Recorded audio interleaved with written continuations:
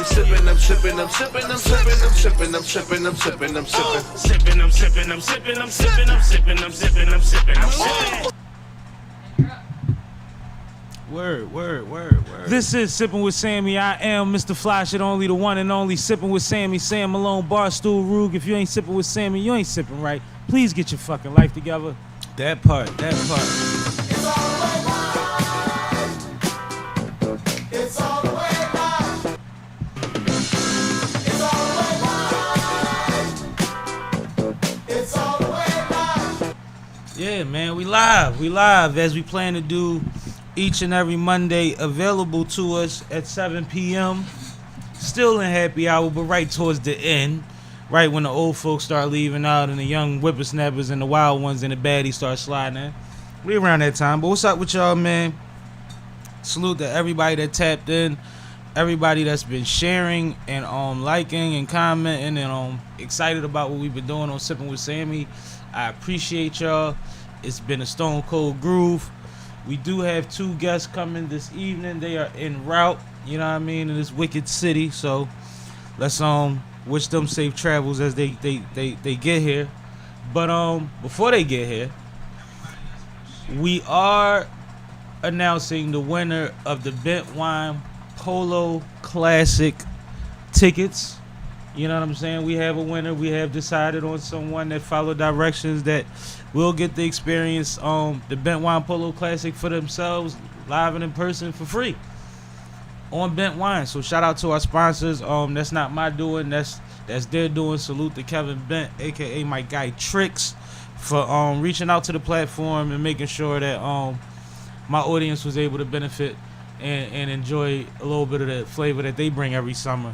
As far as the Polo Classic goes, if you don't know what a Polo Classic is, it's one of them events when black people get duggy as hell and be outside in the grass and sipping the wine and we picnic style and all of that, and it's good pictures and live music and so forth and so on.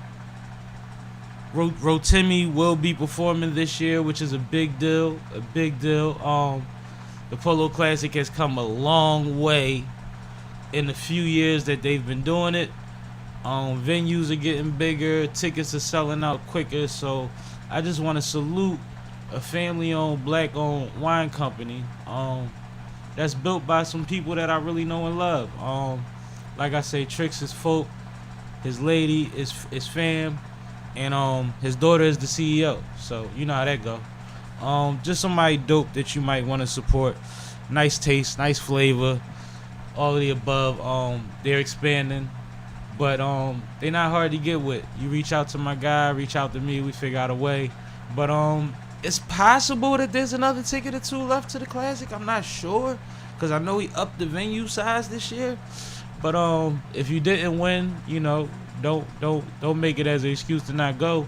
Tickets are reasonable if they still available. If not, he doing it again next year. I could see him actually doubling up at some point, but you know, we work our way there. So salute to them.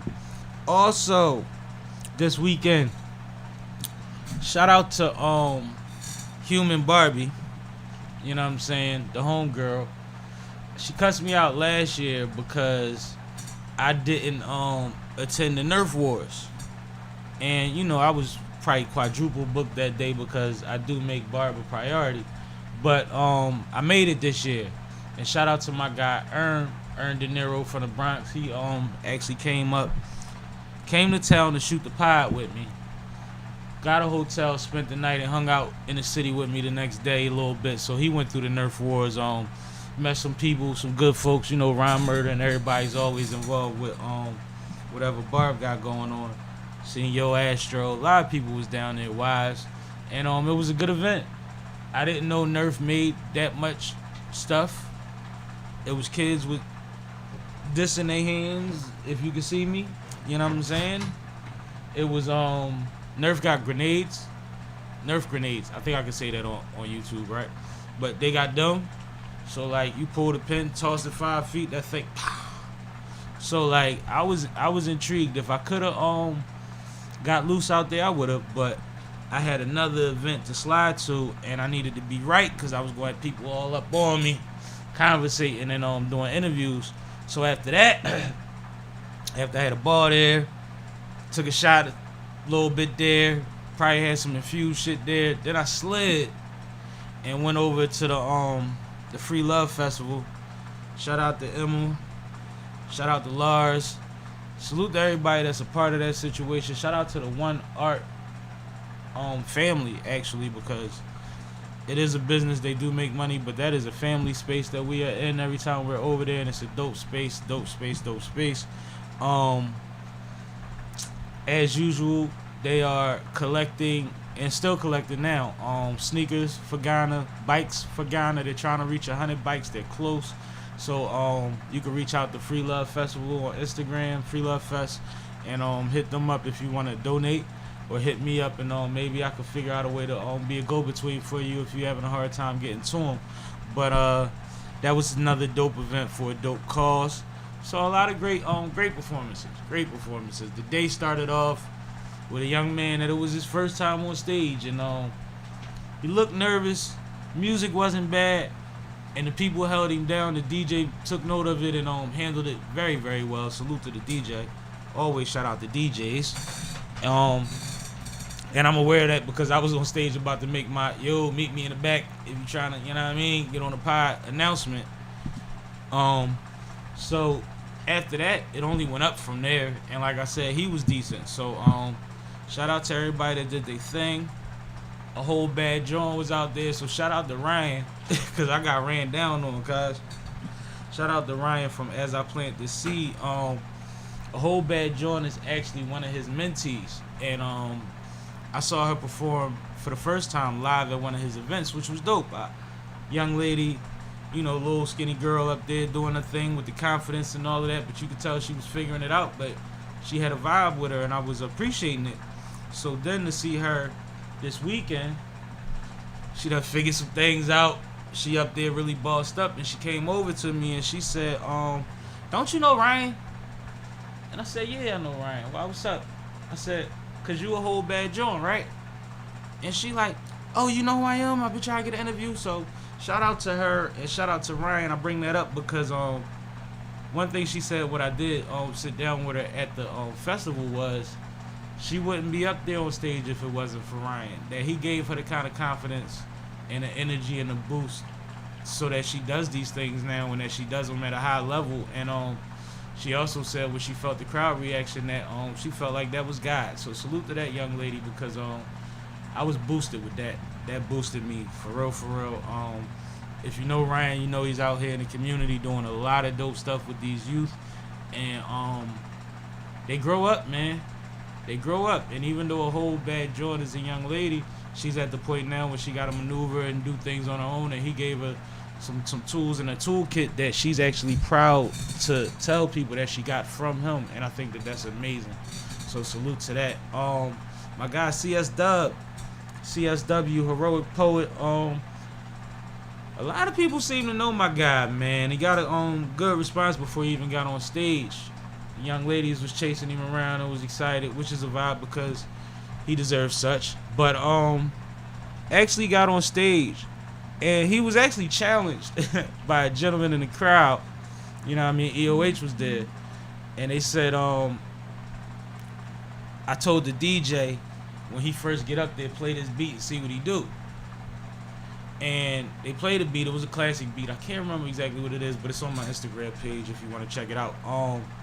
And Youngin freestyled a whole song worth with damn near no breaks, a lot of charisma, a lot of tricky deliveries. Like, he really got it. So shout out to him because he sparked his set off the right way, and it carried over for the rest of his set. I seen appreciation for him. Quite a few other people, we ain't gonna go name by name. Shout out to Lil Giants, the label, management. They pulled up on me. Dope individuals. I got to there's actually people that I've been trying to catch up with, so we still gonna have them on, you know, in studio for a longer interview and a longer talk. But I actually had a good talk with OG. What's up, Reezy? Salute to Jay Reezy, man. Reezy, I see you pimping. I see you, man. Somebody that has put time in, somebody that show love, somebody that really has the talent, but him and Corey, individually and as a unit, are running around, flying around town to town, tearing it down, and really using their gifts in a dope way. And I see it, and it's starting to pay off tremendously for both of you gentlemen. So shout out to Reezy, man. Thanks for your support. Reezy got a bunch of Sam Danas. You know what I'm saying? So like I said, he supports. He pulls up. He shows up. He do his thing. So shout out to that, man. No, never a problem, bro. Keep doing you, and I'm around. We got more to do, but it was actually a good weekend for me. A good weekend for me. No complaints on that side at all. Now, if you tapping in to see who won, I gotta remember to keep announcing this because we are live. If you tapping in to see who won the Bent Wine Polo Classic ticket giveaway, y'all know how this go. It'll be a little bit before we announce it. I'm not waiting all the way to the end, but we definitely not getting to it at the beginning. We gonna let some people file in here, and hopefully the winner will be on the live when we announce it. If not, it's all good. Hit the DM or hit the YouTube page and give us your Instagram or social media so that we can DM you and put you in a position to be able to collect on your prize. It's not a problem at all. We don't mind making that happen, whichever way we got to do that. Because once again, the festival is the 26th. It will feature Rotimi. Rotimi will be performing on the joint, which is exciting. This is really exciting. And please believe me, they have a best dressed competition. And you got to go hard to be in it. So if you do attend, whether you're a winner or it's just somebody else that's already going, or you find a way to squeeze a ticket in at the last minute, dress to the nines, man. It's worth it. It's fun. You won't be overdressed. Trust me. I know for me, a lot of times I go to spots and I'm like, I ain't really had the, you know what I mean? But it's cool because I'm always comfortable. But this is one of those spots where it's like, if you've been holding out for something, if you ain't had a wedding to go to all summer, but you got that perfect wedding fit, you might be able to double down and throw it on at the joint. You know what I'm saying? It's one of them type of events. Very fly, very fly. A lot of black people, 70% women, groups of women. Shout out to my guy Mo Dirty, the mixologist, will be holding down the bar section. Him and his staff keep it flowing all day. A lot of bent wine to be had. A lot of backdrops to take pictures in front of and all of that coolness. Like, it's fly. It's fly. I've also been keeping up with my phone since we've been on here. So I got one guest that's probably about 5 minutes out, and another guest is about 10 minutes out. So they'll be here momentarily. Part of the reason that we want to start doing the lives, the difference between the lives and the Thursday drops, is we're not as focused on the individuals or the guests personally. We be able to hit up some topics, do some current events a little bit, which I try not to tie too much in because I don't like the gossip, but we can do a little bit, especially because there's a lot of things that pertain to our culture. We're also able to interact with you guys. You guys could chat, ask us stuff in the chat, holler at us, let us know what's going on. We will take calls from time to time within reason. And I have a lot of guests actually that's been up here, some multiple times. And the reason they was up here in the first place is because they working. So since they've been up here, they've accomplished a lot, they've done a lot, and we don't need to necessarily have the long form dialogue of who are you, when did you start, what are you doing.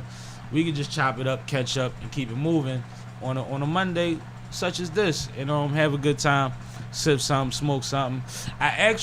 What I did forget to say, I don't know if I forgot, but I will say, I got me a fungi bar at the Free Love Festival. Matter of fact, you want to grab it for me? If anybody know what the fungi bar is, I've never mushroomed nothing before. Like, I've had opportunities, ain't too much I couldn't really touch in my lifetime, but it looked funny.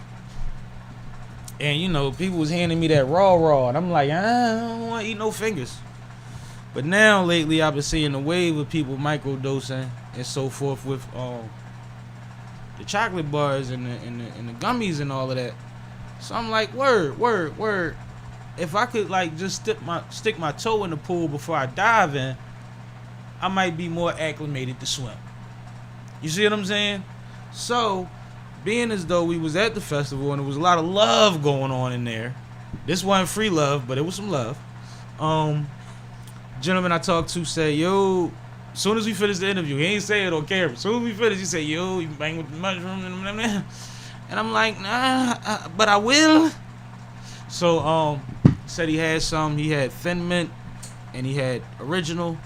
So I slid over to the to his tent and broke the bank real quick, but this should be decent. And as usual on the back, for those who don't know, all the ingredients, super simple, super natural. What it say? Mushrooms, cyclamen, whatever. That's it. But then on the bottom, which any official joint should have, from what I heard, it says the dosage, which means how many of the squares you should take at a time.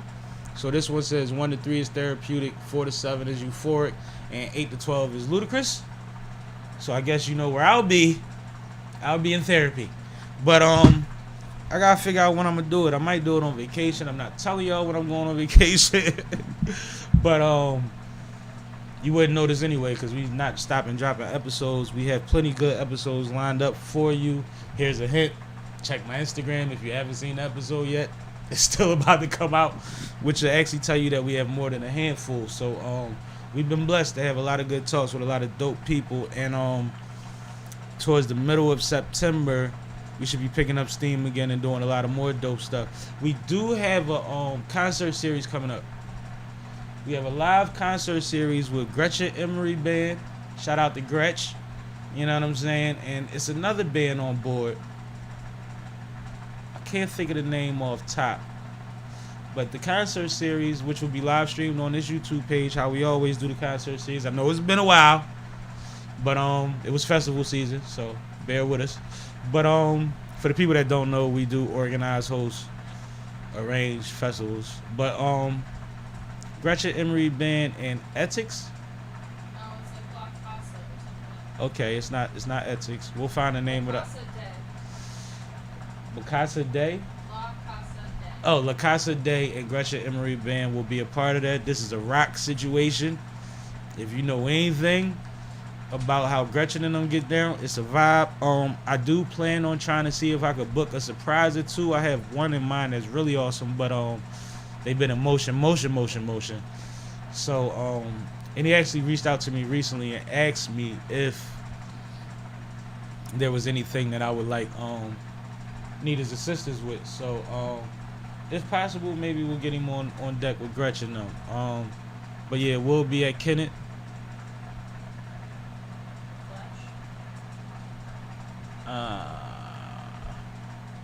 Special guest La Casa Day, yeah. $20 tickets, $5 BYOB. Oh, that's perfect. Doors open at 7, show at 8. Yeah, man. Kennett Flash, that's out Delaware-ish. October 14th, 2023. That's what we doing, man. That's gonna be fun. I'm looking forward to that. I think I'm hosting. It is my concert series. But when it comes to Gretchen, I'm not really tripping about switching things around, shaking things up, because Gretchen does a great job herself. And I didn't know if that was what she wanted to do, but I got you, baby. Shout out to Smoke Barbecue, since we speaking on Delaware. One of the most official sponsors that we don't have. It's like, no, that's my little cousin, so sponsorship is not a thing. We just promoting on this side. Smoked Barbecue is in Delaware. It's in Newark. No. Yeah, it's in Newark. Alright, so can they see this and hear me? I'm about to. Yeah, y'all about to see the graphics. It's about to be up on the screen. I think one of my guests just pulled up. But salute to Smoke Barbecue. They've actually been doing good. They've been getting quite a few write-ups out there in Delaware. They shaking things up. The consistency is that it's the best barbecue out there. So tap in with Tiff, please, and treat yourself to some good barbecue. Feed the family. Get you a nice price family meal because the prices are actually great, and they have daily lunch specials that make all the sense in the world. Vu is here, so we're gonna open the door for him in a second.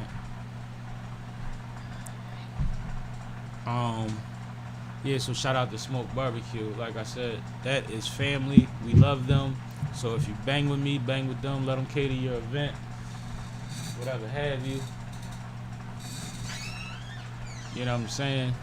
That's what we doing. The screen is a little funky, but I'm gonna keep talking. Oh, good. Boo, what's up? Yeah, we live, nigga. Nigga come late and say, do you want me to sit out? What's going on, bro? You alright? Don't hurt yourself. Ain't that important. How you feeling? You know what I mean? Make some noise for my guy. Got Boo in the situation. What's up, cousin? This is my cuz, Chaz. How you been, Sammie. man? Good to see you too. You can sit down for a minute till chill get ahead, man. How y'all feeling today? Y'all good? Feeling great, man. Blessed to be in here with y'all, you know. I heard that. Appreciate you being able to come. I done hit Vu every week for the last 3 weeks, last minute. Yeah, we finally pulled it together, though. And part of that is my schedule been so hectic that it literally be Sunday when I realized it's about to be Monday. Yeah. You know what I'm saying? Like, it been crazy lately, crazy. Exactly. But Vu been in the studio a lot lately. Been working hard as usual, and the family thing don't never stop. Yeah, you know So that's 24/7. we got him on the third try. Third try is a charm. Now, you want to introduce your folk? Yeah, this is my cuz, Chaz Diab. You know What's what I'm good saying? with y'all? What's up? Cuz back from LA. He been out there doing some work in the, you know, the music and the film industry. Mm-hmm. You know what I'm saying? Now he back home here to help me out doing what we've been doing up here. Yeah, I actually met him a couple weeks ago when I came to the studio because Vu was, I think, the first person to grab a 6-pack Yeah, from me. facts. You know what I mean? SippinWitSammie, IPAs. Shout out to the IPA. So he was one of my beta testers and all of that. How'd you feel about I it? fucked with it, man. It was definitely a solid IPA, which is one of my favorite brews to drink. Appreciate it. So yeah, it's definitely a good product. You know what I'm saying? So on If it that wasn't, I'd day, let you know. that's when I met your cousin, and we sat in there, and it started with talking about IPAs, and then I think me and you talked for the next 2 hours straight, huh? Yeah. It definitely was vibing. I was on a vibe that night. The IPA is pretty fire too, man. You know, I didn't even know nothing about IPAs. I was out Cali. They had like a store where they had this brewery. So I know my shit, you know. Now you on it. Yeah, now I'm on it. And yo, like, not for nothing, yours was one of the best ones I had. Like, I appreciate I that, don't want, man. you know, make it seem like I'm hyping you or nothing, but it is what it is. Yeah, I appreciate man, that. To come into a new industry, Mhm. you coming in on the right foot. You know what I'm saying? You're coming in with a good product that even if they don't really 100% dig the first time around, they can't deny that you came through with something that was solid. You know what I'm I saying? appreciate that. So But when that'd be that the other whole flavor thing, come- like, that'd be the whole thing, bro. Like, if it wasn't quality, I'd have had to drink them all myself. Y'all would have heard about it. You know what I'm saying? Like, y'all have told y'all the second batch or the third batch. But when we tasted them, I'm like, am I bugging? And then K tasted one, was like, you ain't bugging. That shit is And hitting. then somebody else had one that's like, yeah, we in there. And next thing you know, in like 3 days, they was all gone. And I'm like, all right. So right now, since this is live, I can say it in real time.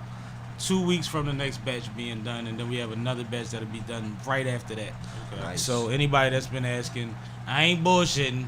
It just, I ain't them. I ain't got the big tanks, but Yeah, man. we getting it done, and I'm actually got some different flavors, different profiles. Yeah, keep IPAs, grinding, keep lagers, all grinding. type of shit. Yeah, man. A couple weeks. Make sure y'all start tapping in, put them orders in. Mm-hmm. 'Cause once they out, they gonna be gone. They go fast, yo. They go fast, and that's love. I appreciate y'all for that.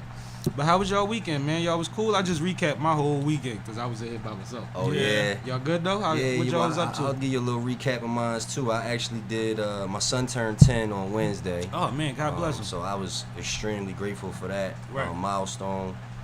Double digits is kind of crazy because if you think about it, got like 8 years left with the dude in my crib. You know, Yeah. granted that he moved out when he 18, but it was just a surreal moment, just understanding, you know, how far we came and where we got to go. But You got 3 more years before he be trying to tell you he ready to move out. yeah, how about that? Before he feel like he can. Yeah, man. But Y'all drinking?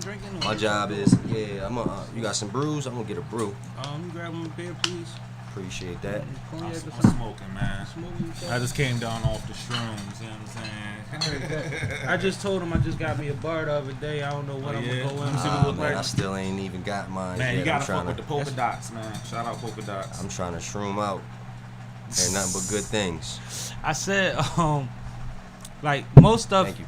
anything that I haven't done, I'm probably not going to do. You know what I'm saying? You never did Because- shrooms before? Nah. But shrooms was That's the fair. one thing that I was like, if I could, gauge it, take it in, Moderation. or whatever, Yeah. that I would try it when ready and in the right environment with the right folks. All that type of cool shit that everybody say. But like, I don't disrespect anything, you know what I mean, that may alter. Yeah.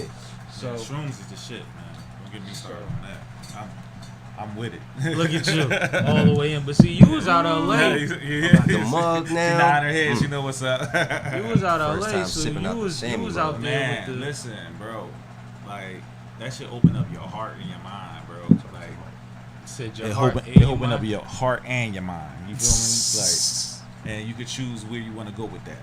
You know I what heard I mean? that. Now, if you get too crazy, that's another thing. You know what I mean? I don't do it for the walls melting type effect. You Yeah, feel me? like I'm scared to death of that, man. That's interesting too, though. You know, It's a like. different But then I feel vibe. like you wake up in Debo chicken coop. You know Nah, what I'm it's saying? not like that's that. what I mean, feel like going I don't know. after that Everybody's so different, crazy. but Twitch for is me, it's forever not and like shit. that. Yeah, like I'm cool. Nah, it's not like that though. It's like open up a room in your house that you forgot about, and then going in that room and then looking through a whole bunch of like Old photo photos. albums, and you know what I mean. And That's a good way You to ever put did the Yeah. toad, the ayahuasca? I ain't going that hard. You I know. don't want to simulate No, dying. what's It's that? funny. Mike Tyson talk about it all the I time. know. I think I did hear him talk about it. but Yeah, I- they talk I about it all the missed time, but ayahuasca is supposed to like really let you know exactly who you are inside by the time you done that trip. Like Okay. you come out of that enlightened for real, But it take you there, and I heard that there's throwing up and shitting involved, but they say at the end of it, Super cleanse, mental and physical. Yeah. it's funny because I saw them do it on. It simulates dying, man. That's what They did it say. on The Like, Sopranos and they did it on Entourage. Yeah. Okay. And they try to make it realistic. It looked trippy. I don't know. But Mike Tyson swears by it. Well, yeah, man. I was saying I went to my son's birthday, so we went to Virginia for the weekend. Okay. I got a nice little timeshare situation out there, and big little amusement attractions going on. Dope. So we did that, and I was supposed to come back early afternoon Sunday so that I could make it to Dash Man's party. Right. And I had to hit Dash and tell him like, look, bro, family time got a little extended. Yeah. I'm coming, but I'm gonna be late. And I said, even if I don't get to perform, I'm gonna still show up. And he was like, no, just come when you can. I'll still let you perform. And I got there probably like 11:20. The show ended at 12, and he still let me get up there and do my thing. So I saw you shout perform. out to Dash. You know what I mean? It was a I dope actually event. saw your performance. Oh yeah. Yeah, what's her name? Chi was live. Okay. Right next to the stage. Okay. I'm in the chat like, woo! Ah. I saw you perform yesterday. Yeah, I did a couple new Johns, you know what I'm Dope. saying? One of the ones you came through for the Stu 4 and Mhm. shit, so just trying to get a feel of how people react to them before we really start going hard with them, but Shout out Dash, man. I just seen him get crazy at a comedy show. They had him perform. Matter of fact, same people that's throwing this one behind you, Wash and Clay and them. years of hip hop. Yeah, and Dash Man was, I think, the only artist that performed. I think it was all comedians besides him, but he got this song. You can do it, or we could make it. It's something motivational, and he got the boy singing on the hook. That's crazy you said that, because I was about to bring It that was up. a big boy that sang the hook, and he was at the show with him with the chain Hold on. on, Bro, man. they shook that room up, and I'm talking about it was old people, young people, bunch of women. Not young, but you know what I mean? Like, it was a good range of people that never heard of him before. And when I say he ran around that motherfucking room about 5 times during that song while the big boy was up there giving it up, I was like, yeah. inspirational. It felt good, man. Okay. It felt good. It was one of them songs that, like, even if you ain't in the rap, you like the message. Yeah. You know what I mean? And he can rap. There it is, Never Give Up, Never give up. featuring Napalm. Yup. That's the one. And that's when I met Dash. It was at a show. I can't remember what show it was, but they performed that song, Mhm. and that's when I just became a fan instantly in that moment because that record right there. That's a joint, yo. So Dash actually reached out to me earlier this year. You know what I'm saying? And he was like, "Yo, he doing a remix to this joint." So you know me, I'm like, send that shit over. That's perfect for you. I was like one of the first ones to send my joint back. I'm just waiting for him to, you know, finalize it and do what he got to do with That's it. But perfect for yeah, you. yeah, That's I a jumped dope right on vibe. that. Yo, cause I swear, I'm just watching, cause I'm in the cut, like I'm in the back of the room, cause I had the wine on deck at the joint, so I'm serving, but I'm watching the reception he getting on the comment. I ask people all the time when they come off stage, like, did you see what I saw? You know what I'm saying? 'Cause sometimes when we up there, we looking past the crowd, or like we not really we in a different concentrating on zone. all the little pockets. But from me looking up, I'm like, everybody in the room reacted to you positively, like one way or another, whatever they way. Doing get shit, Kate, get the door. I just called her my sister name, by the way. So nobody get crazy. That's my sister. You hear the comments coming now. Right, but you know that's the quickest name that come to mind is somebody you can say your whole life. Someone you used to telling what to do. To get the door. Nah, but Yeah, man, just but chill Dash, got here, so we gonna just swap chill. you out real quick, good brother. But thank you, man. All right, no problem. Enjoyed your motherfucking energy as always. Like I said, this is he has become a new friend of mine. I went to a studio session and made a friend. Boy, chill, we in here. How you doing? What's up, bro? Good to see you again. You already know, man. The chilliest. You already know, man. What's up with you, bro? I'm good, man. Now I'm explaining how Chill wound up here today. Chill was on live yesterday with Kels, Killer Kels, and I'm on the joint. Fellas, what's up? And all that. They start singing, sipping, and all that.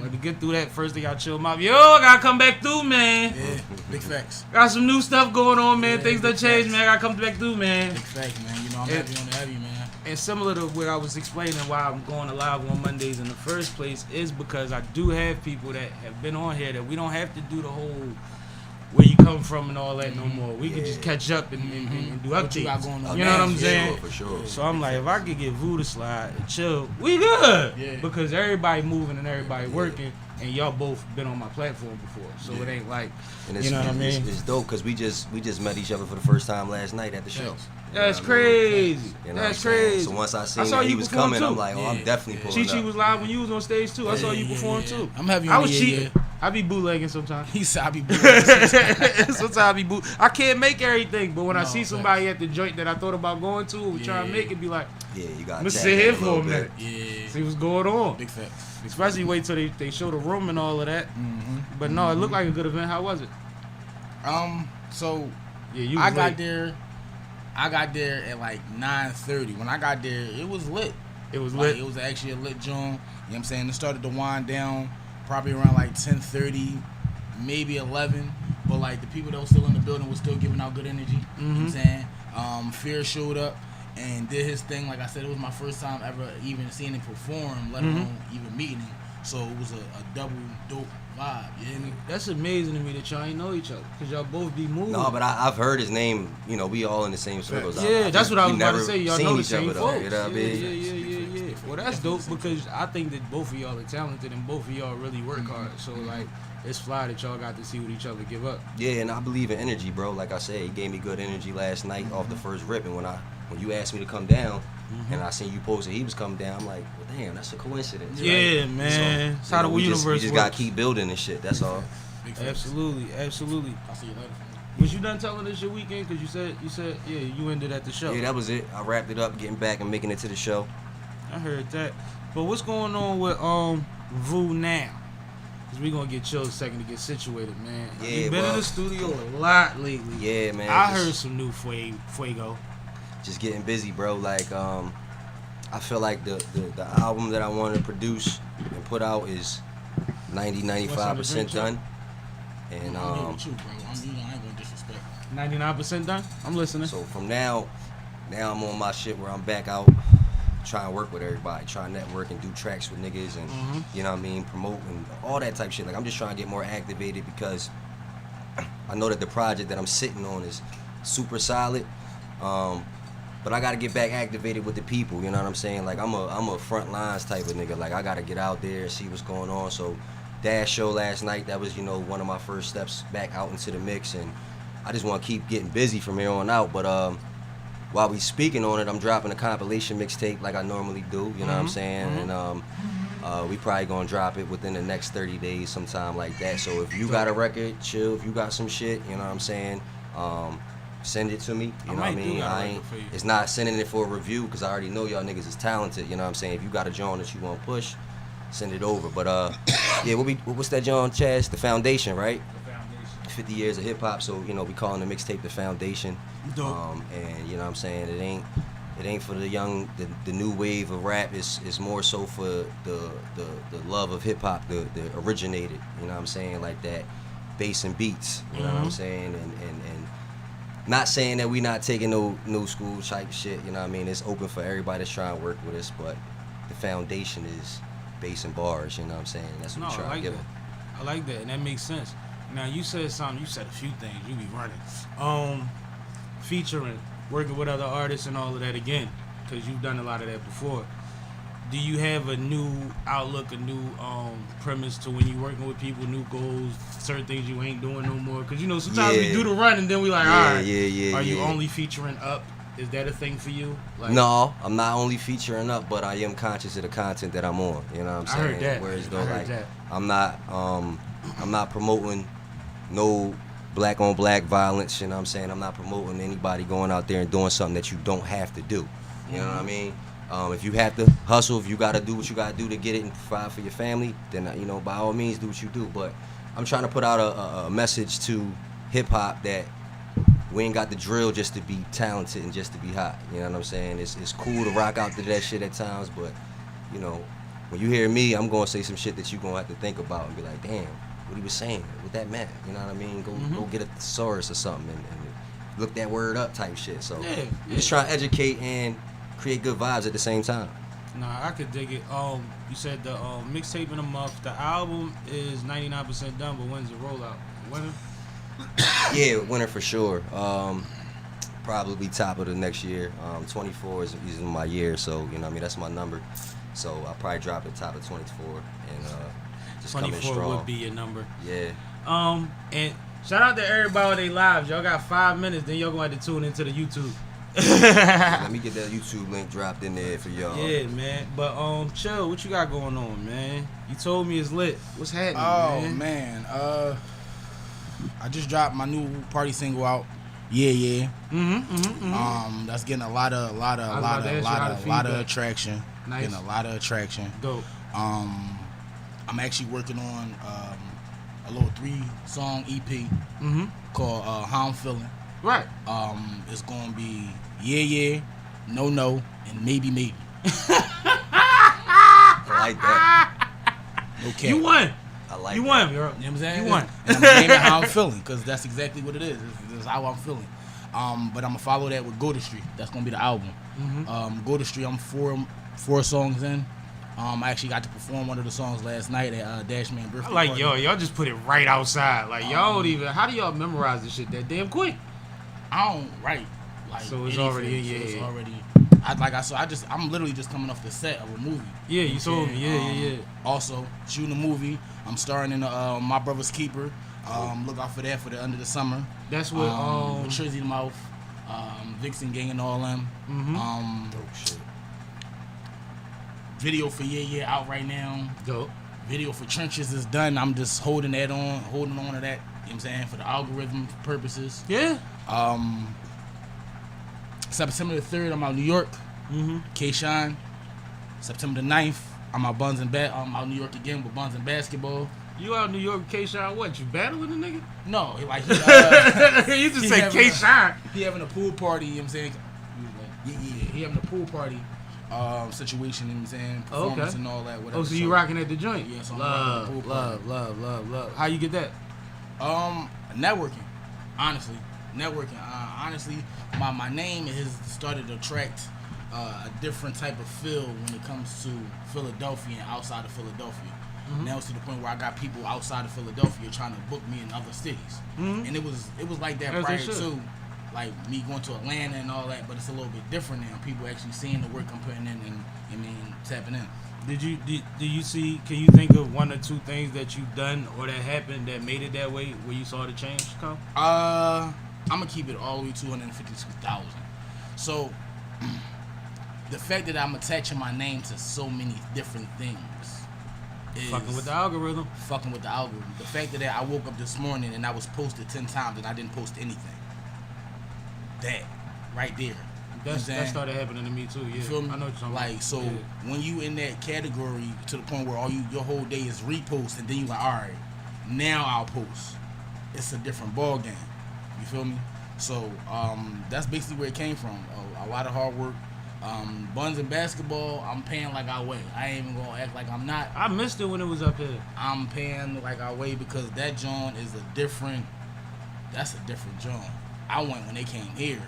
So for me to have the opportunity to perform in New York and they all-star, they all-star basketball of all the booties and shakings and things Yeah, of that nature. yeah, basically. You know what I'm saying? So Make some noise back. like I said, I'm just talking about on the track right now. Yeah, that's heavy on the Look at the clappers. That's why Taking the cameras with you. Heavy. I'm blogging that whole day. I'm blogging Taking the that whole day. cameras with him. But that's why I broke it down the way I did because Yeah is my single right now, but that's gonna go on the EP because Go to Street, like everybody know me for rapping, I know me for bars, I know me like, you know what I'm saying. So I don't want to get away from my actual fans that's tapped into the substance that I have. I love my song Yeah, but I said Yeah the whole damn song. You feel me? But it just we Getting live what in they the wanted. world. I said sipping 1,000 times. That's what I'm saying. We live in a world where that shit go. Yeah. But like I said, I don't want it to take away from the artistry of me. Nah, You know what I'm saying? absolutely. That's why we got Go to Street. Right But what after about that like though? that. Because y'all both artists and y'all both are at a level where y'all are gaining. Like y'all are still relatively new to a lot of people. So there's still what you've done that's quality, but then there's what you learned and where you want to go. Like, is that a thing for you? Like he said, like I'm making a whole separate project just so that my folks don't feel like I left them. Yeah. Please. New for me- technology. For me, it's a little bit more personal. You know what I'm saying? It's like that's what I need. I need that type of music. You know what I'm saying? And I know if I need it, there's somebody else out there that need it because it was shit that I grew up on that I needed at times. DMX, Locks, you know what I'm saying? Jay-Z, Rockefeller, all that shit like. Slipping saved your life. Certain wrong slipping, you know what I'm saying? You know, it's Slipping just saved certain a lot of records niggas' that lives, resonate man. with you that you always listen to. You know what I'm saying? I Tales always of a like Hustler, the emotional. I always like the most emotional song on the album, even on Jeezy projects Right. and shit. When the artist is transparent and they telling you some shit that they did. You or must they- love me from home, Yeah. shit like that. Yeah. So I like to keep that consistency of staying true to my shit. But you know I do the melodies and shit too. You know what I'm saying? So I do got a little side project that I've been working on. So, you know, it's been a process, but I know that ain't what my fans is used to. You See? know what I'm saying? So I'm doubling down on what the fans need, and then I'm gonna give them something else to play with later. You know what I mean? It's So funny. what's the balance on taking them on the journey with you? Like if you separate both vibes, do you ever cross them? Do the fans that like this energy ever get a direct hit of the other energy, or do they have to search for it separately? Well, for Is me, it one or two songs that's kind of the same? Or, you know what I'm saying? My first two projects, Fear vs. Love and Fear vs. Love 2, I did it, a blend of both, you know what I mean? I had records on there where I'm singing. So, it's normally, you know, that's more like a female vibe, you know what I'm saying? You know, the girls might like that a little bit more. But I know that I was already doing it that way. This time around, I'm just going to separate them, you know what I'm saying? And just keep it a little bit more general. So that way, if that's what you're more into, if that's the algorithm you want, then it's all right there. All that content is in one folder. You know what I'm saying? So who has done it the right way, as far as what y'all are talking about with the different energies on different projects or whatever have you? Who have you seen executed in a way that you respect? Fab Okay. and Wayne. Okay. They'll give you pain, they'll give you street, they'll turn you up, they'll get you ready, like, you know what I'm saying? Like, so them two right there, for me at least. No, I agree because Yeah. they're the difference between the mixtapes, shit. They different series of mixtapes actually have different vibes on them. Actually, for both of them, and the albums is completely different. for And they, then- for their mainstream Yeah. chorus. So I get it. Those are two great examples. That's a good one. Actually, those are great examples. I fuck with that. Big I facts. fuck with that. I had some topics too. Where they at? I had some light topics. Light topics. I want to say this about fear, and I tell this to anybody that does this stuff. You mean pain music? You know what I'm saying? I call it pain music, and I commend y'all because no, I told him this last time we sat down. I'm not a pain artist. Me You feel neither. me? And the reason I'm not a pain artist because like some people you can peel that scab off to help it heal, and other people is just you peeling the scab off and it's making it worse. You know what I'm saying? And my whole thing when I do my music is to kind of make you forget what's going on in your life. Yeah, I be trying to forget. You feel what I me? got going on. Yeah. You know what I'm saying? So I did the video to Yeah. The whole concept of it, I'm in the therapist's office and I'm talking to my therapist. They trying to get me to go outside. I keep saying no. No, you need to enjoy life more. They say yeah more. You know what I'm saying? Like, so I do that to, like I said, to uplift people that done been through shit that I done been through, and they don't want to relive it all the time. Yeah. You feel me? They want to get uplifted. They want to get uplifted because I listen to people like yourself, and I only listen to like us, and I be emotional. I'm like, damn, dog. I know how this make me feel, so I can only imagine how they felt laying this joint. My You know man what I'm told saying? me one time, and I had two of them. Facts. I had one homie that said what you said about the scab. You know what I mean? And that was in conversation. He was talking about like even talking about shit over and over and over again. That's dark. You know what I mean?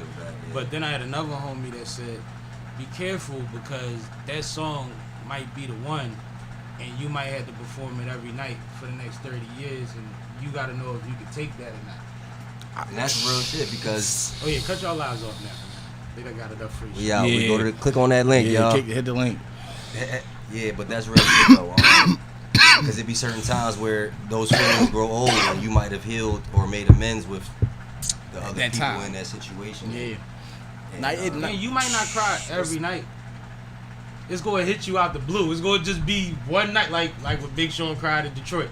Like he ain't see that coming. He couldn't hold that shit. You know what I'm saying? Like everything came full circle in that moment, and it was like this shit that I just been smiling through for 48 states just shut me down. You know what my and like to kind of answer that, like I said, my new single right now is Yeah. And that shit, like, because I'm a real artist, you feel me? Like, I have a problem with the fact that me being able to do a whole song just saying yeah is a thing right now. But it's actually- always been a thing. but it's like it's a different ball game now. Like, you know what I'm saying? It's like it's not even about the lyrics. It's because about the now beat.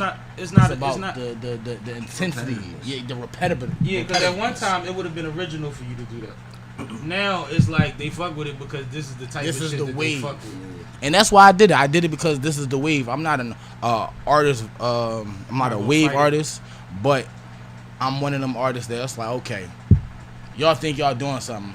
Watch this, and then I'm gonna go back to what I do. You feel me? I do these. I call these hooks. Like basically, like I'm fishing. I throw it out there. It's gonna catch on. Once you catch on, then you got a whole list of other work that I got. You know what I'm saying? Yeah, because booties and basketball don't want to hear that other shit. Nah. And that's another thing, like, you know, performing in strip clubs and clubs, like you gotta In have Philly, records you that got the to. people move to at the same time. Like, you know, you can't just have pain music. That ain't gonna move everybody. But see, real I shit. think it's so necessary just for the same reason that you said. Like, and like I said earlier, like I would run to them songs 1st on an album. Like, you know what I mean? Like, just because I want to learn more about you. Yeah. We can all I can talk respect shit. Hip hop is bravado, and bravado is important. It gave a lot of black and underprivileged people confidence. You know what I mean? Off of the smallest things, being able to make a certain move and move a certain kind of way gives you confidence to grow. You see what I'm saying? But like the reality of you, like when Jeezy talk about his man just came home, his cousin told on him, you know what I'm saying, and he went in trying to protect Jeezy. It's like we ain't even know that. We've been hearing these names that whole time. We don't realize how much pain when niggas be like everybody go to jail, everybody die. No, it's different when you go out song where you say, I think my auntie tell me. You know what I'm saying? Like, no, it's not so glamorous no more. Like, you Facts. need to hear the whole story. Facts. Like, Jay-Z said, I told y'all, in '96, what he say? You wouldn't be involved with the underworld dealers, carriers of Mac Millers, East Coast bodies, West Coast cat pillars, little monkey niggas turn gorillas. He was saying if it wasn't for the girls and all of that shit, you wouldn't have even be in that world. Mm-hmm. You know what I'm saying? Like, you gotta hear that too when you hear I Love the Dope. Mm-hmm. You know what I mean? Because it's more than one way to get it, but at the same time, we can aspire to be something, and we can take where we at and make something else of it. Mm-hmm. But it take a brain to do that. Some of you motherfuckers can't even give back what you owe when you cop. So just invest in the music, I guess. That's what we do.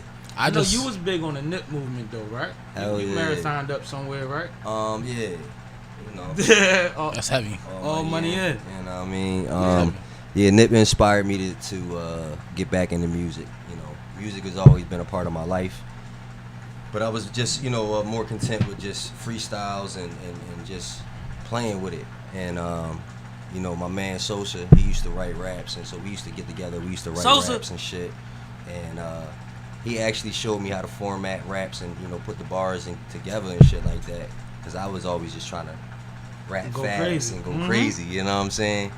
But ball was my passion, rap was his passion, and I just took that route more than he did, you know what I'm saying? But listening to Nip, it just put me in a different perspective of music and mentality of, like, this motherfucker was really teaching me shit, and I was learning a lot off of interviews that he was doing too, but the music and the way that he delivered his messages in his bars and his songs, it was like ghetto fucking poetry, you know what I'm saying? But the all money in, you know what I'm saying, the mentality, the marathon mentality, it made me just say fuck it. You know If you can get a marathon and all money in mentality, the Mamba mentality out of motherfucking bed, yeah. it's dangerous, And motherfucker. that's the shit I was on in basketball, Like, on some Kobe real shit, shit. you know what I'm saying? And now, you know, I'm on my music I still shit say like I was this. the Kobe of Philly. I still say I felt like Kobe every time I stepped out there, cuz. I just did. It's crazy because I was always T-Mac fan, you know what I'm saying? And, T-Mac was, and when Shaq left the Lakers, I became more of a Kobe fan. When I seen that motherfucker struggle and bring them back to the top, that was the mentality. Yeah, 'cause that a I lot of locked in people with. did- I'm like, oh shit. Before It's a Shaq different left, beast. people were still holding the air balls against Kobe. It was crazy. It was like, damn.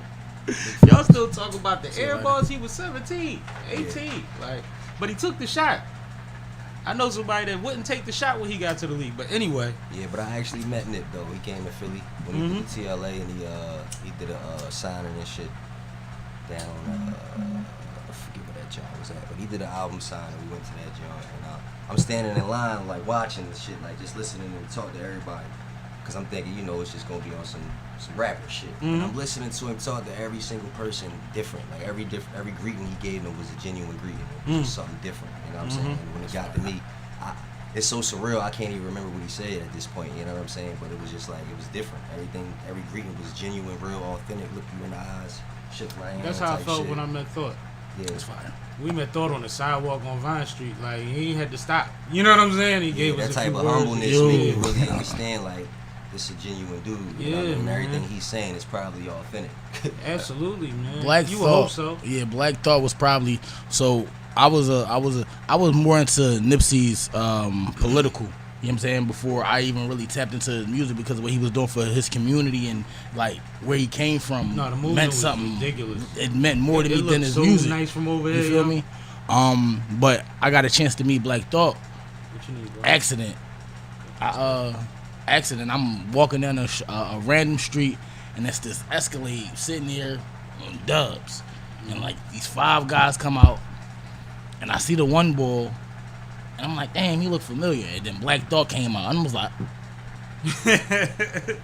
you're like, damn, I'm a young bull at this The time. Dalai Lama Yeah, rap. like I'm a young bull at this time. Like the roots was like heavy at this point in time. So for him to just walk out of this crib and looked at me like, damn, what's up, young bull? And I'm like, yo, you Black Dog. Like he like, yeah, what's going on? You live around here?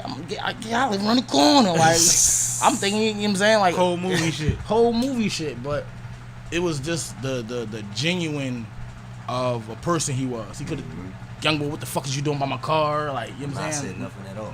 Not said nothing at all. but he greeted me, he talked to me for a couple seconds, and that was just so dope to me. Like, you know what I'm saying? I wasn't even a Roots fan prior to that, but after that, I actually started listening to the Roots just because I met him. I'm not even See, gonna do hold you. y'all take from that as artists and as public figures, like, it'll really make you a bigger fan of a motherfucker. You know what I'm saying? It'll really make you, like, people feel the same way about y'all. Like, we don't see ourselves the way people see us. Yeah. You see what I'm saying? Once somebody heard such and such a record from you and seen you on such and such a platform or pictures with such and such, you no longer the same Vu no more. You know what I'm saying? So how you treat them is actually, they don't even expect you to be nice sometimes, type of shit. Or they it's a lot of pressure to be nice when you don't want to. Like, y'all consider that? Like how y'all felt when y'all met these niggas when motherfuckers running down on y'all? It'd be 'Cause weird. I've seen Vu get it. It'd be I weird. see you at them community events. Yeah. You get a lot of attention, bro. I don't know, And man. I haven't been to as many of your events. I actually owe you. It'd be weird. I'm gonna keep it a being. Like last night, like it was Dash Man birthday party, but everybody was waiting for Just Chill to show up. Everybody was waiting for the heavy on the yeah, like, and that should be different. Like, you know what I'm saying? Like, it's different because it went from 5 to 6 people. Like, oh, yo, you performing your Rambo tonight, or you performing Wonder in the night, to a whole room heavy on the yeah. Or the fact that I go live and the first thing somebody say is heavy on the yeah. Like, that shit, it's a different feeling. Like, I when you went got, through that with Sippin'. you know what I'm saying? Like, when Sippin' you get went- that vibe, like, you Sippin' over went here, like- you over here. Like retarded, Yeah. like Section 8 viral when I recorded it. Like, I put it on Instagram and we went to 1122 like the next day, and everybody would just say, I'm sipping. Everybody I see.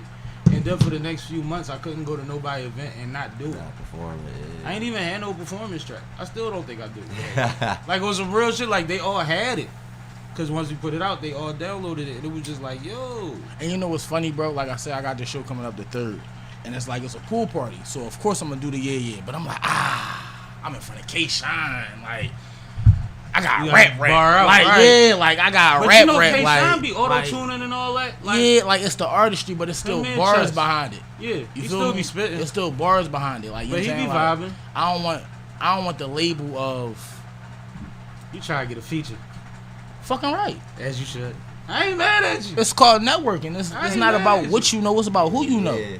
Like, Yeah, you know what you I'm should. saying? And where we at, like, to the point, if I could put myself in a room with K-Shine, why wouldn't I try to put myself in the booth with K-Shine? Like, you know what I'm saying? Like, I think that that would be ill. On I'm some real listening. shit. I think I'm it'd be working. ill. Because K-Shine really serious about music. A lot of them battle rappers can't really even do music. Like, Yeah. like not niggas that's whack at music. Like, they don't Chess even get in the and booth K-Shine, at all. A lot of them. musically, Chess and K-Shine are my favorite when it comes to, like, actual battle rappers. Mm-hmm. Like, that rap. I actually take the time to listen to them. I like Twerk and Geechee music. I like Twerk. New Jerusalem was That a good Jerusalem joint. was fucking New Jerusalem crazy. was a good joint. The joint with him and And fucking he like 5 million Ace. streams on that shit. Who was it? Ace was on that joint. Mhm. Ace Mhm. bodied that joint, dog. Because Ace can rap. That's why he have a Ace hard time bodied battling. that And he be joint, stuttering and dog. shit because he rap too fast. You watch battle rap? Look at your face. I ain't been watching much lately. He said right out. He said, I'm Yeah, high. I'm battle rap bull. I'm the next closest thing for me is for me to battle rap, but I I'm ain't too gonna far lie. in this lane for me to even try to swerve over in this lane. Between us knowing everybody that battle rap in Philly, like Caution being Lil Sis, and COVID, I've been tapped into battle rap for the last few years because I don't even be wanting to be in interviews with my folks. Not knowing, because one time I interviewed Caution and she named like 8 leagues that I never heard of, battle leagues and Yeah. shit. And I was dumb. Yeah. You know what I'm saying? Yeah. But then during COVID, when nothing new was coming on and nobody was really Battle doing was nothing, still battle battling. rap never stopped. Yeah, they was doing battling pandemic over rappers, Zooms yeah, and on the yeah. phone and on Twitter. Yeah. You know what I mean? And then the storylines were still going on. It was like a Mhm. soap opera. Mhm. So now I'm dug in, and now battle rappers call me in the middle of the night to go over their bars. I'm like, I love sleep. it. But I it's love fun it. though. No, it's fun as shit. I love it. It's fun as hell. And it's crazy because I ain't gonna say no names about nobody, but like I was just listening to my man. He pulled up to me and he had a battle coming up, and I'm like, damn, this what you about to say? Oh my, I hate to be that guy. Like, it's the intensity is different. I love it though. honestly, like I look at battle rap like it's verbal boxing. It is. You know what I'm saying? Like it's It's verbal the boxing. closest thing Like, to I'm boxing trying to and knock you stand the up fuck at the out. same time. Yeah, I'm trying to knock you the fuck out. Like you know what I'm saying? It's the And closest thing. It's one of the most difficult skill sets to have. Just the memorization part is crazy. Yeah, it's for not sure. even the memorizing. To me, I would say it's the delivery. But you see- can remember it, but to deliver it properly, You can't deliver if you don't remember it Right, right. right. This is- That's the Gotta thing. remember. I A get lot that. of battle rappers literally have Especially photographic when memory niggas and go shit like crazy that. Or and right in their head. interject and you and shit. shit, and you gotta go back to the line before just to catch Mm-hmm. up. Like, Or you decide you want to freestyle or something, or like Mm-hmm. there's a delay because bullshit happens at battles all the time. Like it's a lot that go into that, man. who's your favorite battle rapper? So, Um, who's your favorite Philly battle rapper, and then who's your favorite battle rapper? I would have to go Easy. I can't front. After Easy is JC. I'm a I could- huge JC fan. Like, and I don't know, like, You don't think if Denzel Washington was a battle rapper, it would be like JC? probably, Like he Probably. rapped like if Denzel Washington like was a rapper, probably. it would be JC. But the first time I seen JC battle, I was like, who is this little light skinned nigga? He's smart as shit. No, he is. Like, he's smart as shit. And I love Danny and him. But, like, I guess Philly would be easy. And just personality in battle rap and battle rap style for me is JC. Like, who I could see, like, where my pen would, I would try to have my pen at. It would be JC. Because I wouldn't just, I'm not out there trying to outbow nobody. Like, that's not happening with me. That's I the lose crazy my part. voice I ain't. quick. That's my guy. I'm a twerk fan. Like I'm definitely a twerk fan. Oh, Like everybody's a twerk fan. you know what I'm saying. Like when they The come whole to, world is twerk fans. Yeah, that's my guy. Twerk and Tay-Rock, Hitman, them niggas ain't got no worries. Like- They probably don't got never pay for food nowhere for real. No, but I'm sorry, but it's still like still cooking shit when they get in the ring. Hitman been not cooking shit since he been No, but Tay-Rock like, is one of the most consistent niggas we ever seen. and still But cooking Hitman shit. is one of the biggest stars you ever gonna get. He Yeah. already has over 100 million views with half the battles of the rest of the niggas that got Yeah, 100 million this is views. facts. That's ridiculous. No, I mean, but Like what most people he think has a Wild different Out platform. audience don't give a fuck about battle rap. Somehow No. his audience follows him everywhere. yeah, So he gets a percentage of the pay-per-views when he step out. Like he's a businessman. that shit different. It's different for I him. think got the whole. I was just watching. What is it? Bars and body bags or some shit like that. Bags and bodies. Bags and bodies. I was just catching up on them low battles and all that fly shit. Jones is cool. Yeah. Jones is cool. It make you start liking some of these new motherfuckers. And the leagues aren't really giving you a chance to see these people and their personalities like they should be, so that they can gain fans. So he's actually doing whoever gets all these motherfuckers. If he don't sign them to exclusivity, he's doing the leagues a favor because now you identify with these motherfuckers. Now when they talking that shit, you know why. Facts. But I had a topic that's important to me, and I don't want us to get too crazy before we get to it. Them treating our black boys like men. There's been 2 instances in the last couple weeks. The one with the young boy that was 12 that got arrested taking out the trash. Crazy. You heard about that, right? You seen that?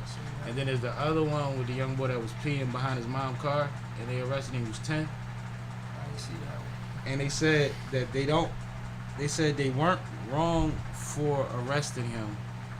They were wrong for how they transported him. Wait a second. So I'm trying to understand this. So why wasn't you arresting me for taking out my trash wrong? They said that he fit the description of somebody that was doing, I think, break-ins or robberies in the area. A 12-year-old with lime green basketball shorts and slides on in his apartment driveway, You know, it's very complex driveway. it's I actually experienced that.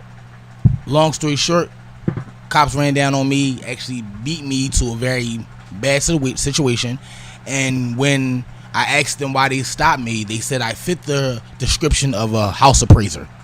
I was wearing black Dickies, black jeans, some beef and broccoli Timberland boots, and an Adidas jacket, and I fit the description of a house Half of North appraiser. Philly. No, a house appraiser. You know what a house appraiser is? I know. Like, No, you fit the description of half of North Philly. yeah, with my ass.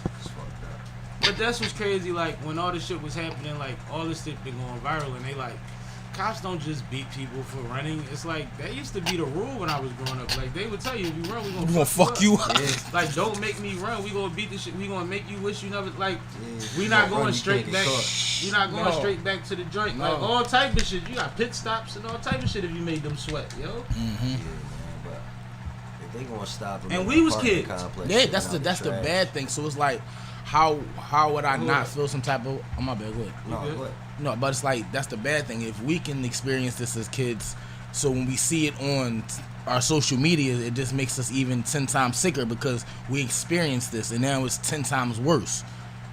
So it's like, damn. This shit should Ain't still no be change. going on. I should still be Like- dealing with shit my grandpa was. Listen, man, I I just understand though, like they didn't catch him doing nothing. They didn't see him doing nothing. He They was- caught him. And they Walking stopped from him a in his dumpster. apartment complex. Yep. He's a minor. Mhm. They supposed to get his mother, his mom. parents involved, and find out, and start questioning and see what's going on with his parents involved. Mhm. That's the sneaky tactics they do. They try to talk to you away from your parent. That's why they arrested him. He wasn't So he even wouldn't have no supposed to really representation. cuff him or none of that shit. No, You see what I'm saying? for fitting the description. No. But the thing is, they can get away with it because if the average household in America is a $400 emergency away from being broke, who got lawyer money? yeah, You know what I mean? These things, you only get lawyers because these things go viral and somebody pick it up. pick it up, yeah. You know what I mean? But the thing is, my ultimate thing, you know, why are they able to treat 8-year-old black children, 10-year-old black children like adults, and it's still cool? Like, Because how ain't are they nothing that scared about changed. babies?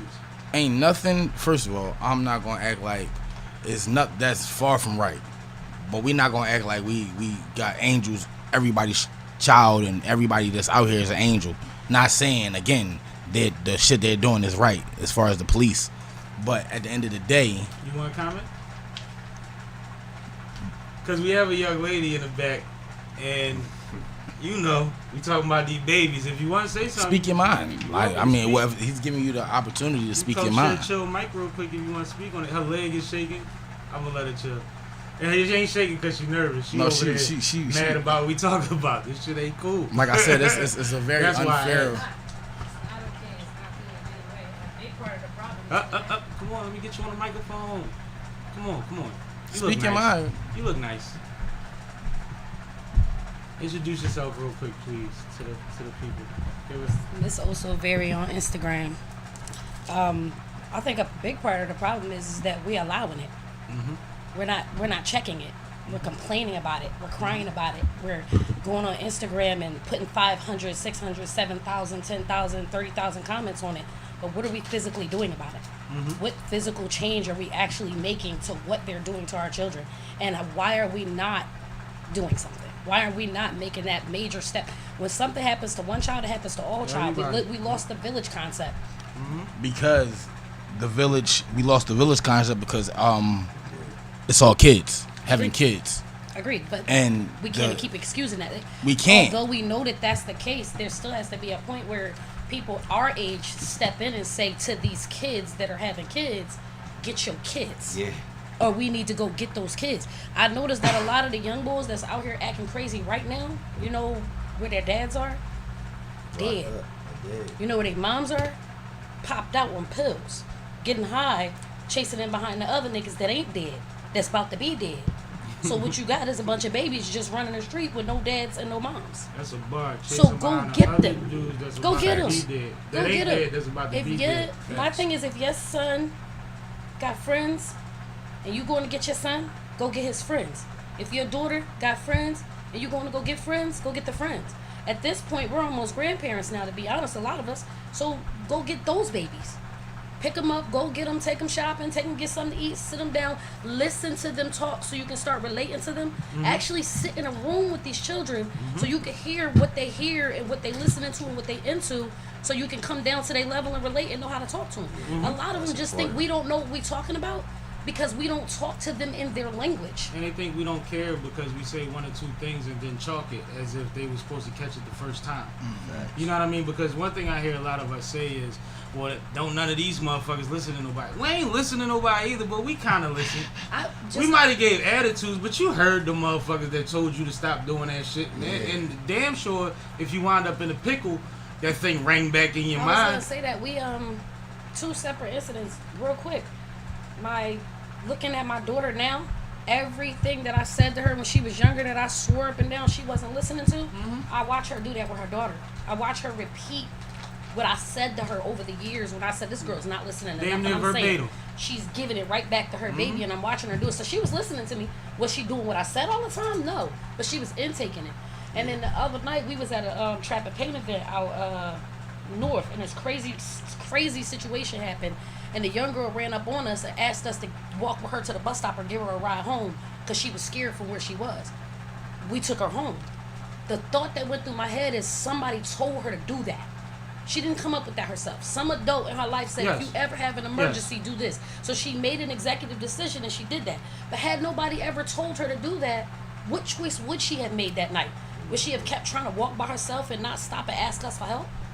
Like, you just keep saying it, keep talking to Like, him and you speak telling the that language. story just kind of rocked me a little bit. But you're absolutely correct. No, You're absolutely correct. Yeah, just because they're Like, not listening, that's- you gotta keep that's- telling I'm them. glad y'all was able to help her because I can't imagine what. It's crazy out here. And she was already in fear. She was already in an uncomfortable position. Somebody We was don't know already what the following her. backstory to Somebody that was is. actually following her. But she would have had a worse situation no matter what. And that's and you know what? And we're gonna do some panels, and maybe if you want to be a part of one, we'll have you on board.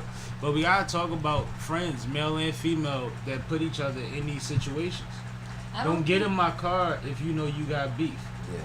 Don't take my daughter nowhere, and then because the dudes is dead, all of a sudden y'all ain't got code no more.